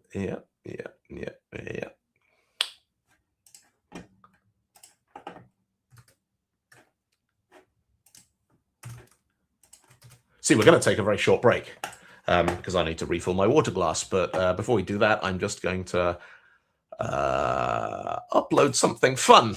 So you'll get something to watch while we take a short break, and we don't get a copyright strike, because this is actual original music that I properly wrote all by myself, instead of music that I borrowed bits of it from somebody else. And so as soon as this is uploaded, any other questions in the chat before we... And when I say take a short break, I'll be off for like 2 minutes and then probably back on for like 15 minutes. And then as soon as we've done the QA review bit for today, enjoy the woodshop, Vax Headroom. There is something very satisfying about building tangible things out of actual bits of wood and stuff. Software's all very well, but there's only so much fun you can have with bits.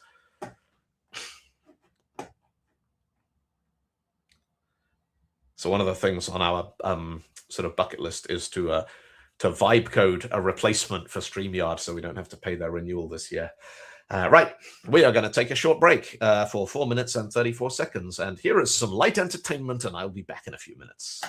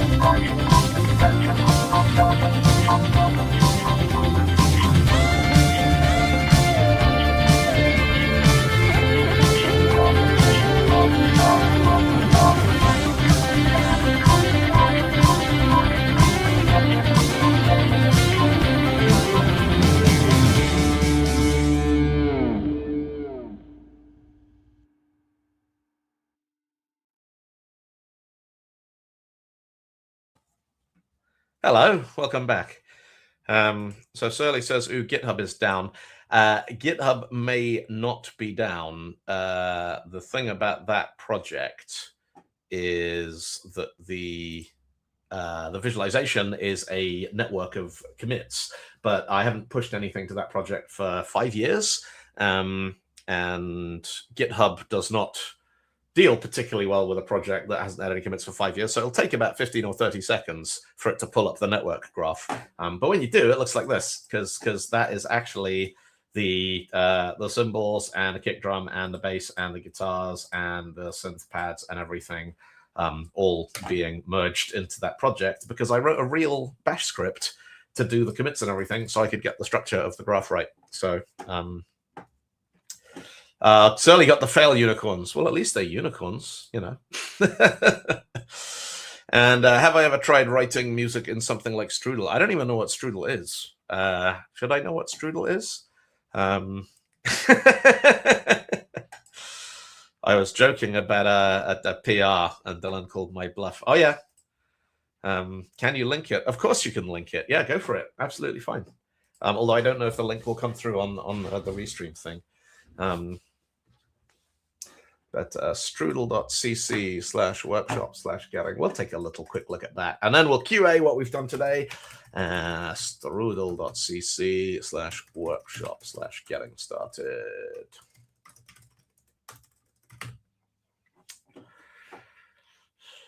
Welcome to Strudel.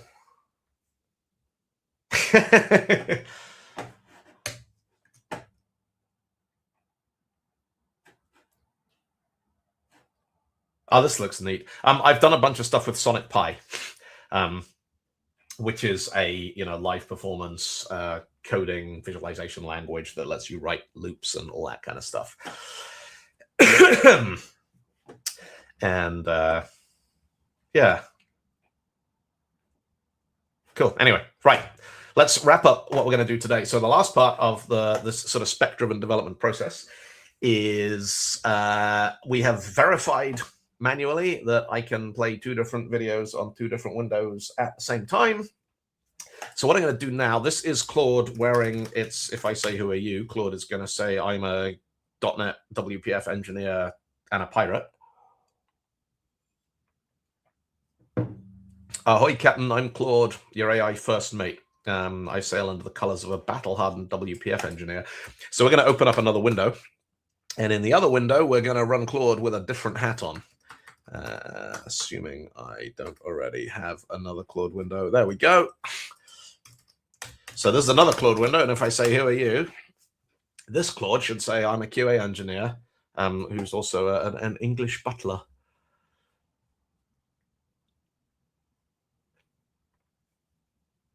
I am your quality assurance engineer, meticulous, unflappable professional.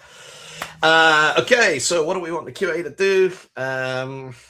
So at this point, we're like, I see we are currently on branch phase 3 multi-display scanner with a recent commit implementing a display manager. Yes. Please review the work. How does it look?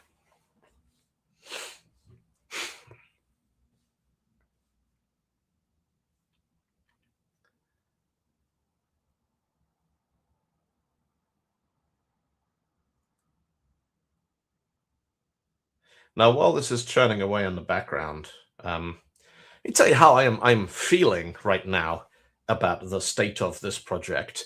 It is successfully doing some things that are going to be important. It is playing multiple audio streams and playing video on different monitors and kind of solving the heavy lifting bits. There's a stray button in there. There's a load video button that shouldn't be there, and I'm not sure whether I should be ignoring it or not. I'm sort of trying to say, nope, at this point, this is proof of concept. It's early phases. It should be cheap to fix these things later. I certainly have, and this is, I guess, as much a sign of the rate of change of the craft of software development as anything else. I'm a little freaked out at having code that I guess I'm responsible for. And, you know, in a way, the responsibility here is nice. There's this phrase mission critical that happens in software that people are like, well, it's not, you know, it's not healthcare, it's not aviation, it's not military, it's none of those things. The best counterpoint to that I ever heard was an old Reddit thread years ago, where someone was like, no, but I write firmware on the cameras that professional photographers use at weddings. If our software doesn't work, somebody's paid $100,000 to get married and they don't have any photos of it. Do you think that photographer is ever going to trust us again? Do you think anyone else in the industry is ever going to trust us again once the stories get out? You know, mission criticality is all about, well, what's the mission? And I'm building, or the reason I want this piece of software, the reason I want Video Jam to exist is so I can get a few dozen people into a pub and plug in some speakers and we can all sing along and play music together and have a good time. And getting a couple of dozen people into a pub isn't the kind of thing you can turn around and go, thanks, everyone. Could you all come back tomorrow? Like, we had a bit of a problem with the software on Saturday night. So how about you all come and we'll do guitar karaoke on Sunday night instead. So there is a degree of mission criticality. If this thing doesn't work, then one, it blows a perfectly good opportunity to have a lot of fun with a lot of people. And two, it you know, reduces the likelihood that any of those people is going to turn up again next time, because last time they went to guitar karaoke, it was a disaster because of software bugs. So I do care. You know, I have a certain amount of, if I was to take this out and actually run it. And at the moment, I'm like, well, it worked twice for 30 seconds. It's probably all right. I am going to need to come up with a, maybe, should we say, a new model of confidence? Because confidence for me used to be that I'd read every line of code and understood what it did. And I'm starting to get the impression that maybe the future does not work like that anymore. And there are going to be other models that we can use. So, yeah, so Lex Wolf, working with stuff feels a lot like stepping from a writing role into an editing one, less hands-on. Yeah, I mean, I will absolutely defend the perspective that every piece of code that gets merged into production, a human being is responsible for it, even if they didn't write it. And the whole, you know, someone going, well, I wrote the prompt and everything just merged and deployed straight to prod. I'm like, I don't care. That's still you. You caused that to happen. The responsibility is yours. The accountability is yours. The liability is yours. I don't have any viruses. Microsoft Defender would like all of you to know that I currently do not have any viruses. Okay. So cool. That's looking pretty good. Micro 500. How do you currently run these shows? So the way I've always run it previously is one, I've never done the different shows, a different video on different displays. There is one video, and it is the band can see it and the audience can see it, and that, you know, is a limitation that we've just kind of worked around. But it means when, like in Line Breakers shows, when I'm making the audience visualization videos, I now make the effort to have the words appear early enough that if you've forgotten what you're supposed to sing next, you could read them. So it becomes something more like karaoke than a music video, because you can do some really cool kinetic type effects with synchronizing it to the music. For Guitarioke, what I did was a 5.1 mix with each instrument on a different 5.1 channel running through a USB audio device into a sound desk, which meant that I had lead, rhythm, and bass guitar on left, right, and center, and then the back left and back right would be a stereo mix for the backing tracks, the drums and, you know, keyboards and stuff. One, I don't like the limitation that that's only 3 instruments, because if somebody turns up with a saxophone, I'd love to mute the sax track and get them up to play that. And 2, it would be so much nicer if you could just do it in software instead of having to take a lot of additional hardware and be able to mix whatever stems you've got in real time and do that for real. So, but how I currently run these shows is I actually stopped doing, so line breakers are still a thing. I stopped doing guitar karaoke because I was like, I will do this again when there is a better solution for it in software, and I haven't had time to get around to it. Okay, so let's check task 616263. Remind me what 6162 and 63 are. I could go and look in the implementation plan for this spec.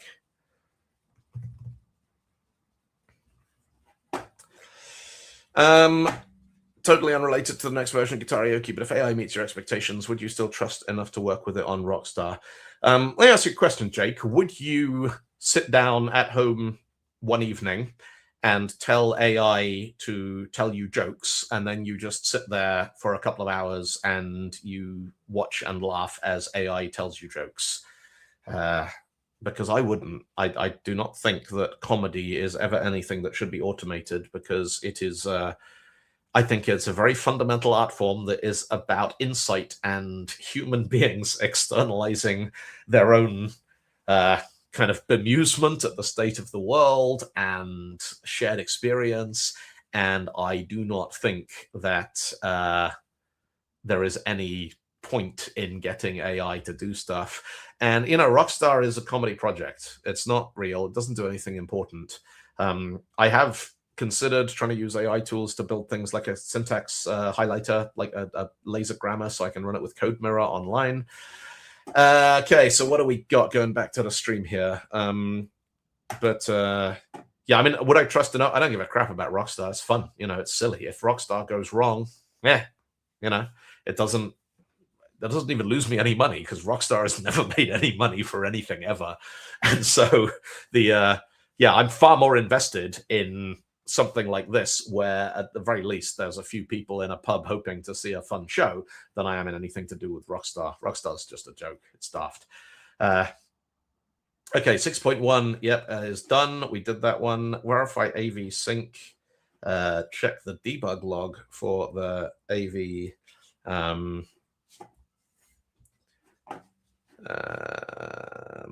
Just catching up on the chat here.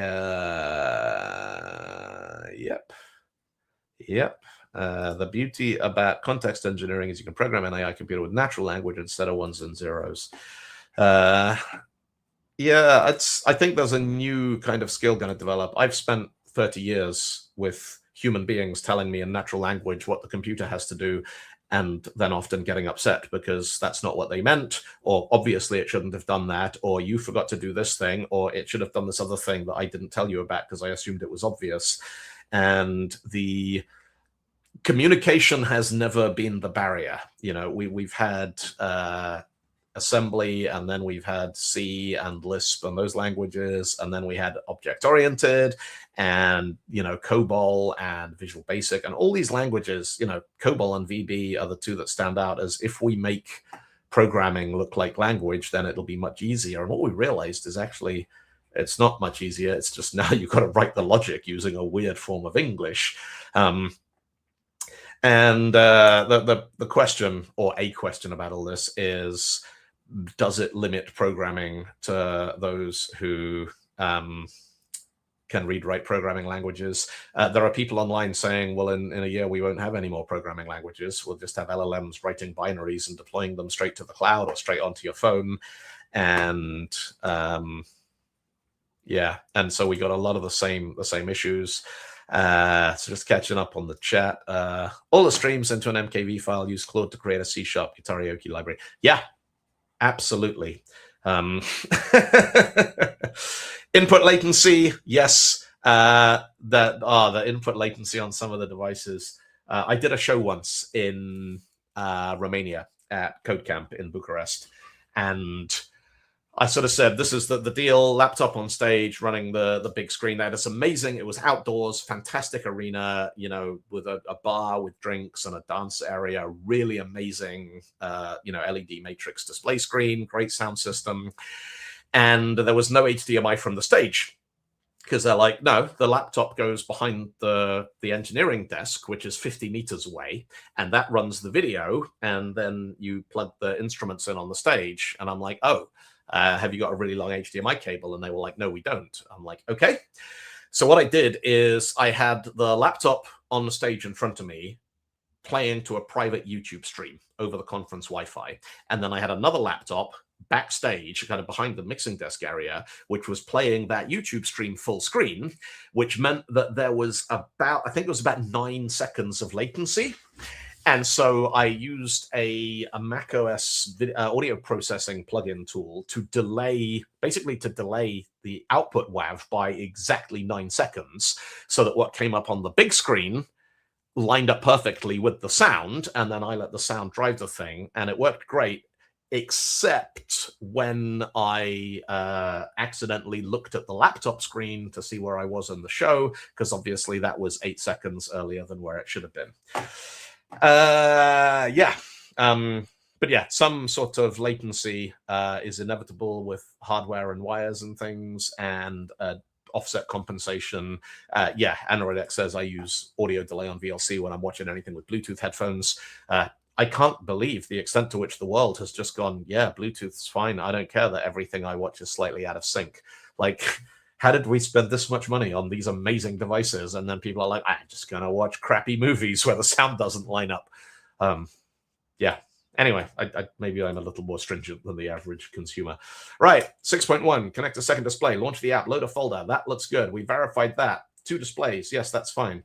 AV sync, we verified that. Deliberately point one video path at a missing file. Well, we can't do that at the moment because there's no... we can't do 6.3 because video files loaded. Actually, we can, but it'll be... Yeah, let's test it. Let's see if it works. What I'll need to do is to scan the thing to load the manifest for all the files, and then having done that, we are going to need to rename one of those files before we start playback. Let's see what happens if I do that.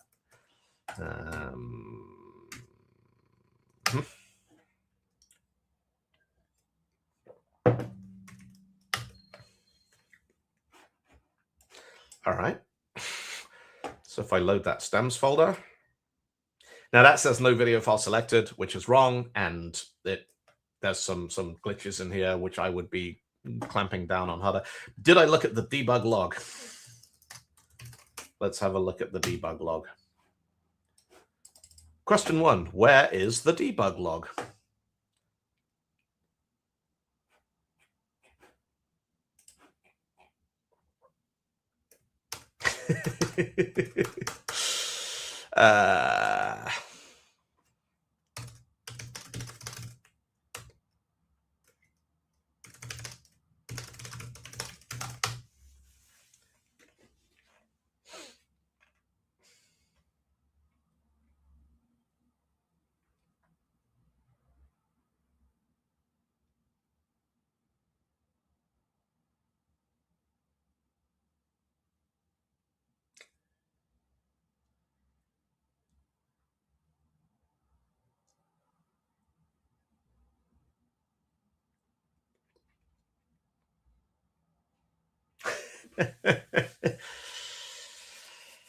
Okay.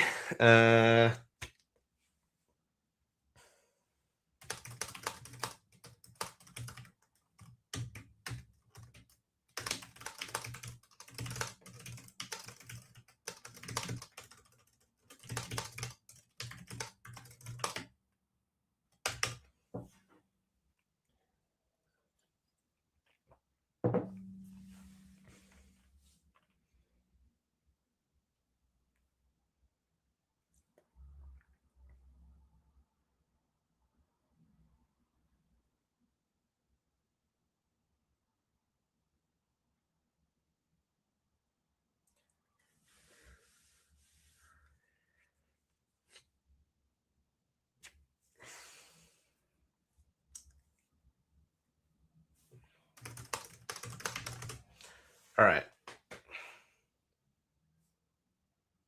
So it is debug logging, but it isn't actually setting up any logging output. So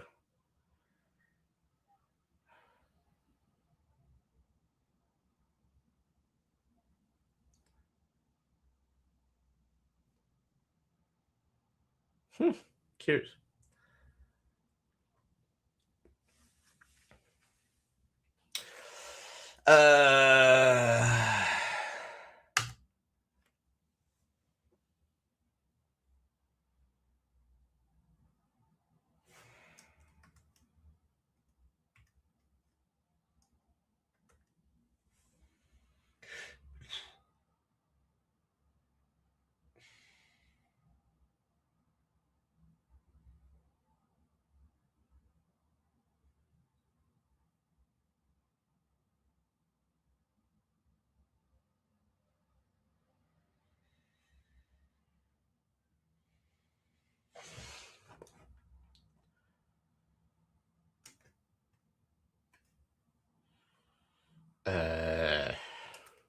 That's the git commit. Let's just see what it actually did.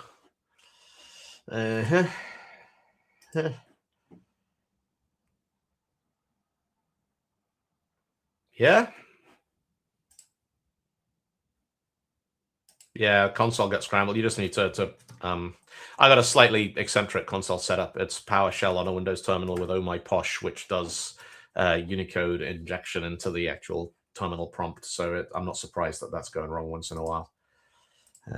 Yeah, I like that. Okay, cool. Yes, that's fine.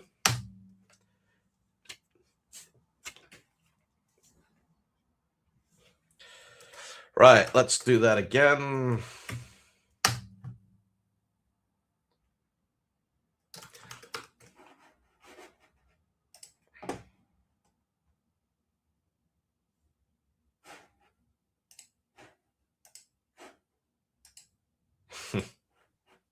I still had it open and it can't overwrite the binary while it's actually running. So now if we do a publish.videojam.exe, the question is, do I need to do a .NET run to get console output? And I think I probably do. But the easiest way to fix that, now right into the moment of, should I be modifying the code to do this, or should I be telling Claude to modify the code to do this? Because what I want to do is I want to output one line of logging when we start the application, so that if nothing's getting logged, we know straight away that nothing is getting logged.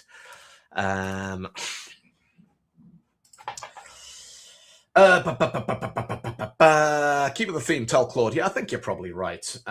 So this is Claude with this is our engineer's hat.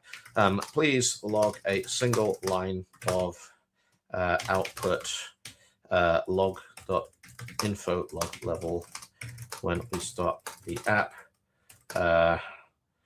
with the application version and the timestamp of the .exe binary file.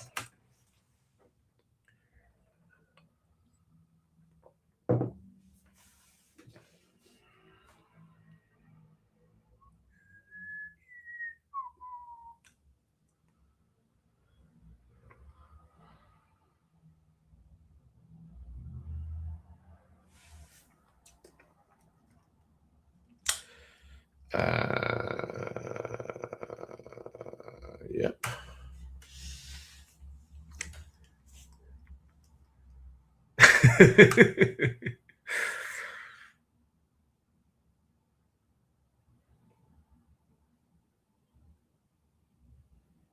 I think Claude's pronouns are Claude.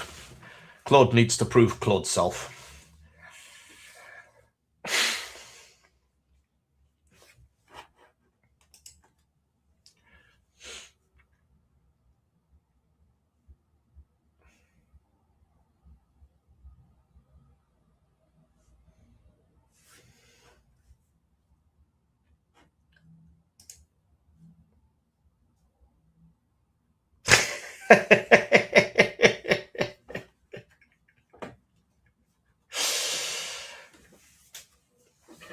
Aneroid X reminds me of an old commercial aviation joke. In the future, planes will be flown by one pilot and one dog. The pilot's job is to feed the dog, and the dog's job is to bite the pilot if they try to touch any of the controls.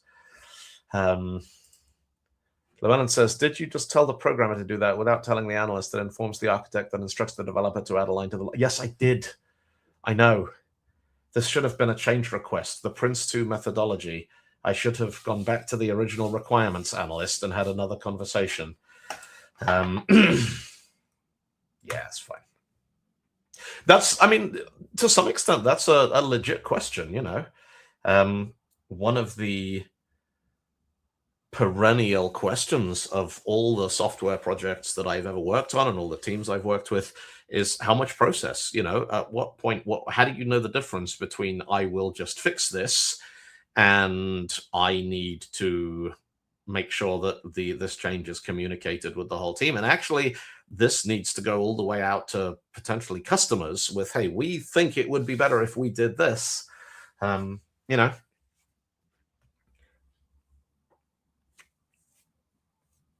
Yep, that's fine. That's fine. That's fine. All right. So let's see what happens now if we do a .NET publish and we run it. Okay, interesting. So we get no console logging if we run it like that. But if we do a .NET run minus project videojam.csproj,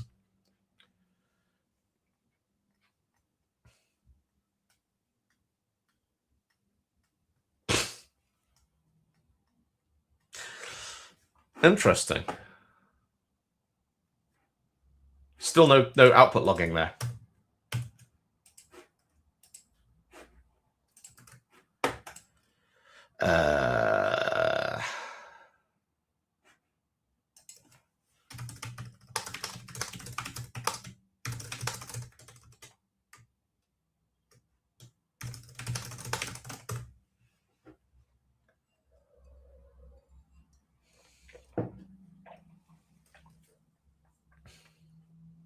I'm going to drop in 10 minutes, folks. And next week we'll both be back. Like I said, I'm looking forward to getting to the point where we are actually dealing with kind of high fidelity user interface engineering, because that's the thing where I want to know, how do you build a UI with this thing? Do you still edit XAML files yourself?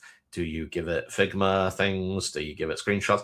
Could I, like, you know, I've worked with clients before who would literally scribble on the back of a scrap of paper, hey, the UI should look like this, and they'd scribble on it. Is it good enough that I can hold that up to a camera? And Claude will go, yeah, I see what you mean. That's a lot of green. I thought that might happen. So WPF, as soon as you run the application, it detaches itself from the terminal where you started it, which means that console.log doesn't know where to go. Now this might actually be a breaking change, because... Okay, so it's a silent no-op. So attach console returns false when there's no parent console. So if we double-click it in Explorer, it'll just run. If we run it from the console, it'll log to the console it ran from, I think. Okay. So let's try that again.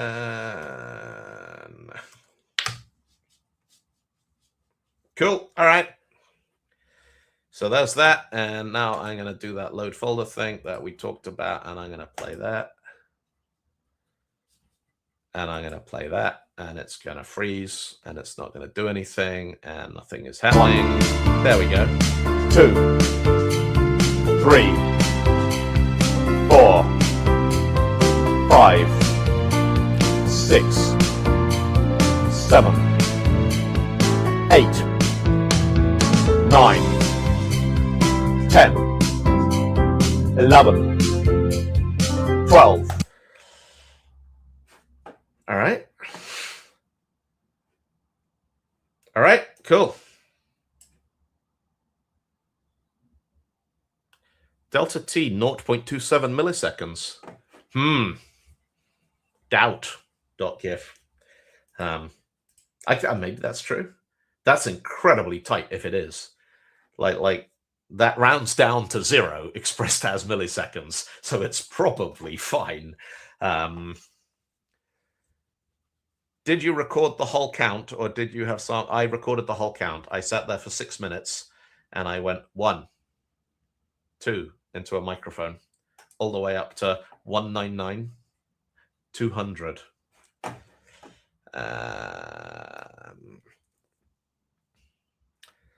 Should the app open its own separate test? So this, at the moment, the only reason we need logging is because we have decided that one of our acceptance criteria for this iteration is to check this delta t, which is the synchronization delay between the streams. And the only reason we need to do that is because we said it was a requirement, and we can't do that without logging somewhere. I like the idea that if you just run it from a console like this, it's gonna log it. If I do that, let's see what happens if we just run the exe. Yep, okay, that's cool. That's the window there, so that works. Okay, so the QA, the logging is in. We have verified that. Which one is this? Who are you? There needs to be a shorter who are you. Like there should be just probably a thing. Still the same salt weathered first mate. Yeah, that's fine. Cool. All right. So that's our developer. Okay. So walk me. So 6.1 and 6.2 are good.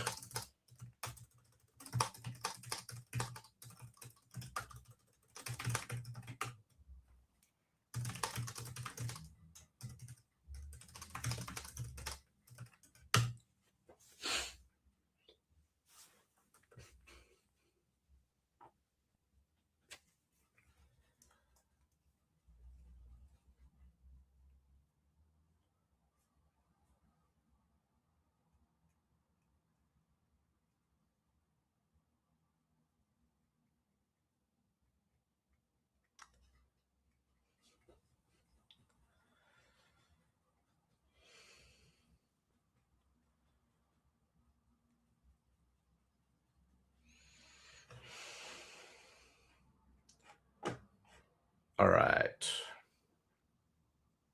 That's what I thought. Create a folder, place inside it a real audio stem, a thing, and a file that gets picked up by the scan. Load folder, finds the MP4s, status should read folder loaded, delete the decoy file, press play. That's what I thought. It's quite cool that it. Who are you? Yeah, that should be the prompt. Okay, so let's see if that works.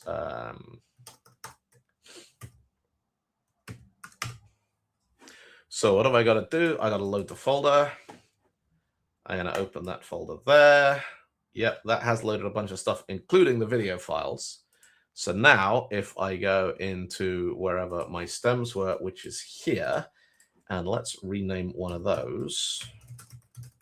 Actually, you know what? I'm going to rename both of them. And so what I'm expecting to get now is black screens and audio.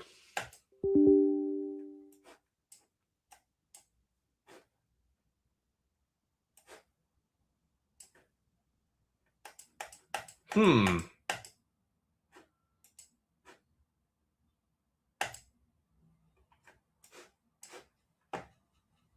Hmm. 1, 2, 3, 4. Yeah, all right. So that didn't work.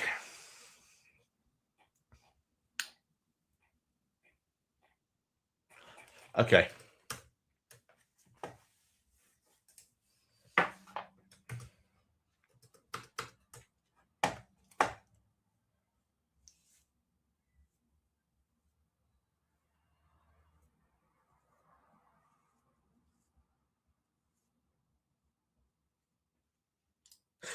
The dissonance between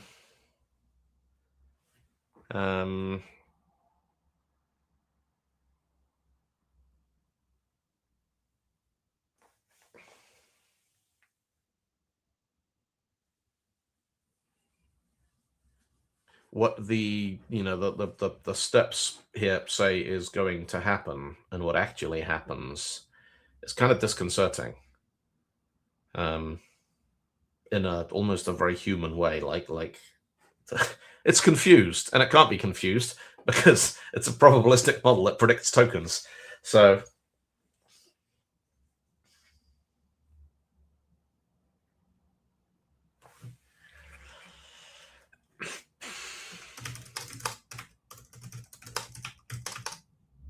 and try something.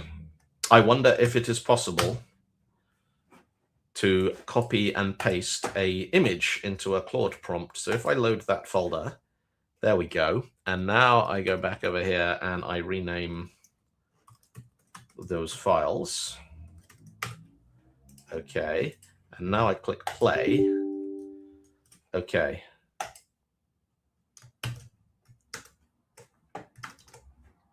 So, okay on that. Kill that. What do you reckon? If I paste this error into here. Nah, you can't paste. Sad. But what you can do is, if I thought of this while I still had the thing open, because if you press Control-C while an error message in Windows has the focus, you can copy the text from the error message. So back onto there, load folder.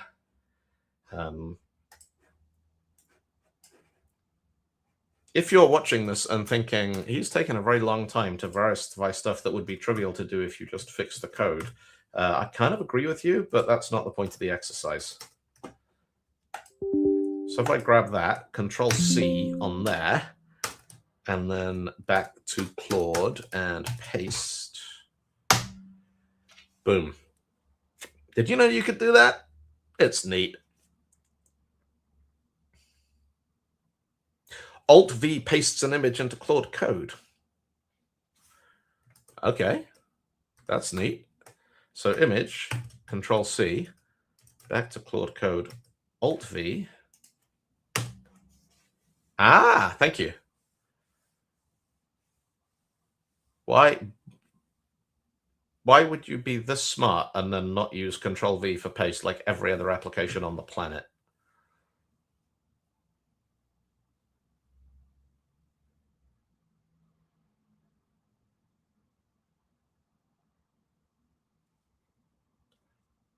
Yeah. If this isn't fixed in 1 minute, I'm parking it and going to come back to it next week.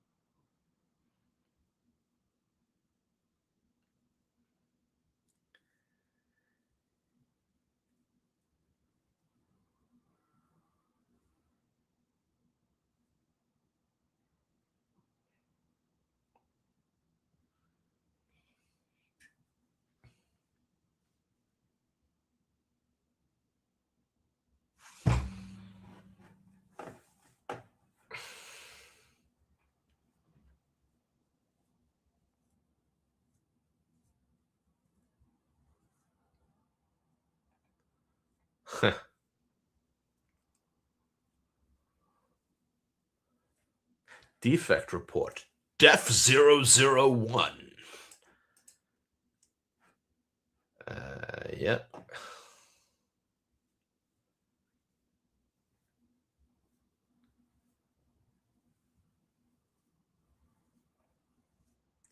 Fix it.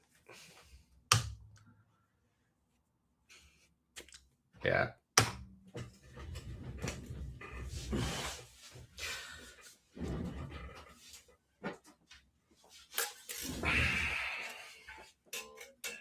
It occurs to me that the long interludes where you're sat here watching it, Julianing is what it's doing right now. would lend themselves very well to programming while you're also doing something else, like practicing the bass guitar or doing reps in a gym or any number of other things that you can do for 2 minutes at a time.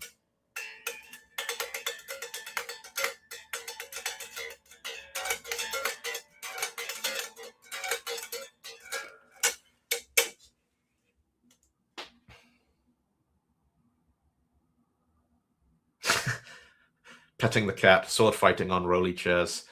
Yeah. Possibilities are endless.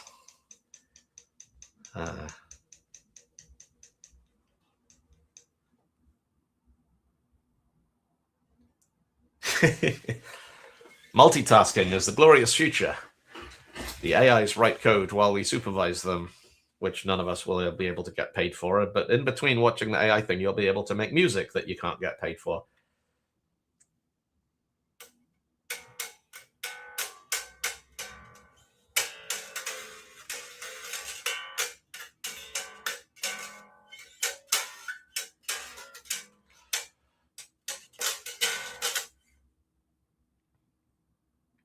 I used to, many years ago, I spent a lot of time with POVRay, the persistence of vision ray tracer, which was a change one detail, let it render for 3 hours. And I got to a point where the computer, like I wouldn't leave the house without starting a render because it was a waste. You know, the computer had to be running all the time doing things, and whenever you got back, you'd be like, let's have a look. Oh yeah, almost, not quite right. Move that a little bit, start it again, get to bed, wake up in the morning, take a look, do that, go and have breakfast, pop back at lunchtime, check it out, not quite right. Yeah. How is Claude doing this session? What do we think, chat? How is Claude doing this session? Bad, fine, good, or dismiss?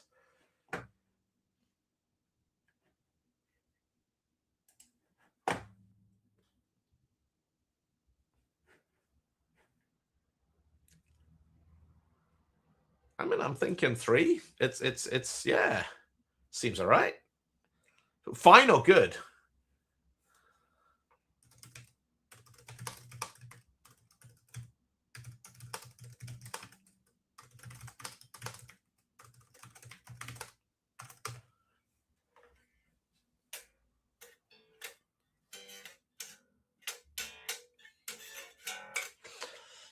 Right. Well, while that's done, we should be able to.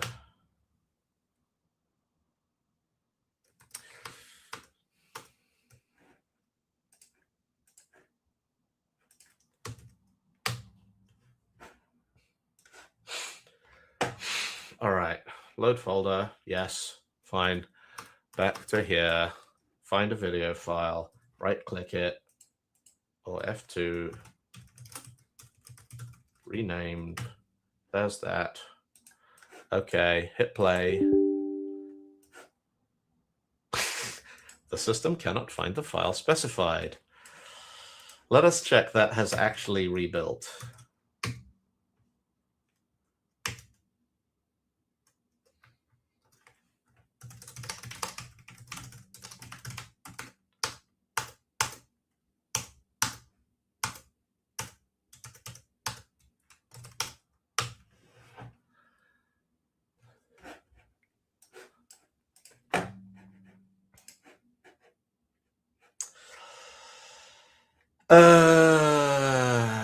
Okay, let's check that actually once. 2. Yep, okay, so far so good. Load folder. All right. And back over here and rename one of those again and play.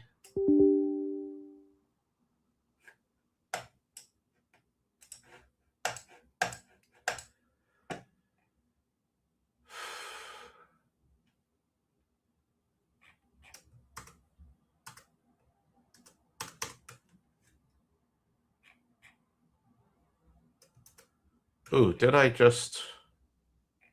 I did a bad thing. I asked the QA engineer to fix the bug. No wonder it didn't work.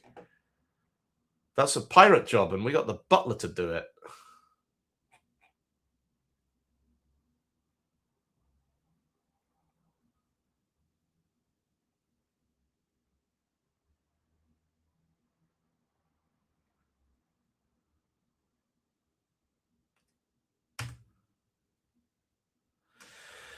I'm going to come back to this next week because I have this feeling that we are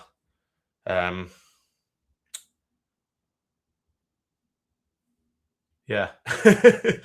We found a bug. We said fix it. It said I fixed it. It's not fixed. And the like one more time thing is yeah. No, I'm going to wrap it up. I got stuff to do. Thank you for tuning in, folks. I hope you all found that interesting. And yeah, well, both of us hopefully back on next week, Monday or Tuesday, and then next weekend, Randall and me are both going to be in Malmö in Sweden at Beauty and Code. Can I run /status? Yes, absolutely, I can run /status.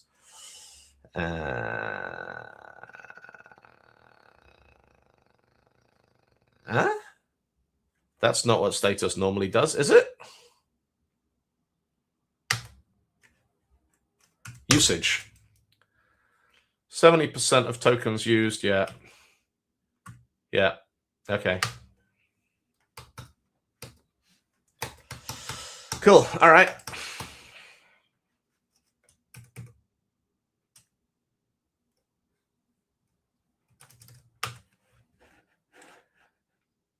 Take it easy, folks. You'll have a great weekend. We'll catch you next time. Bye-bye.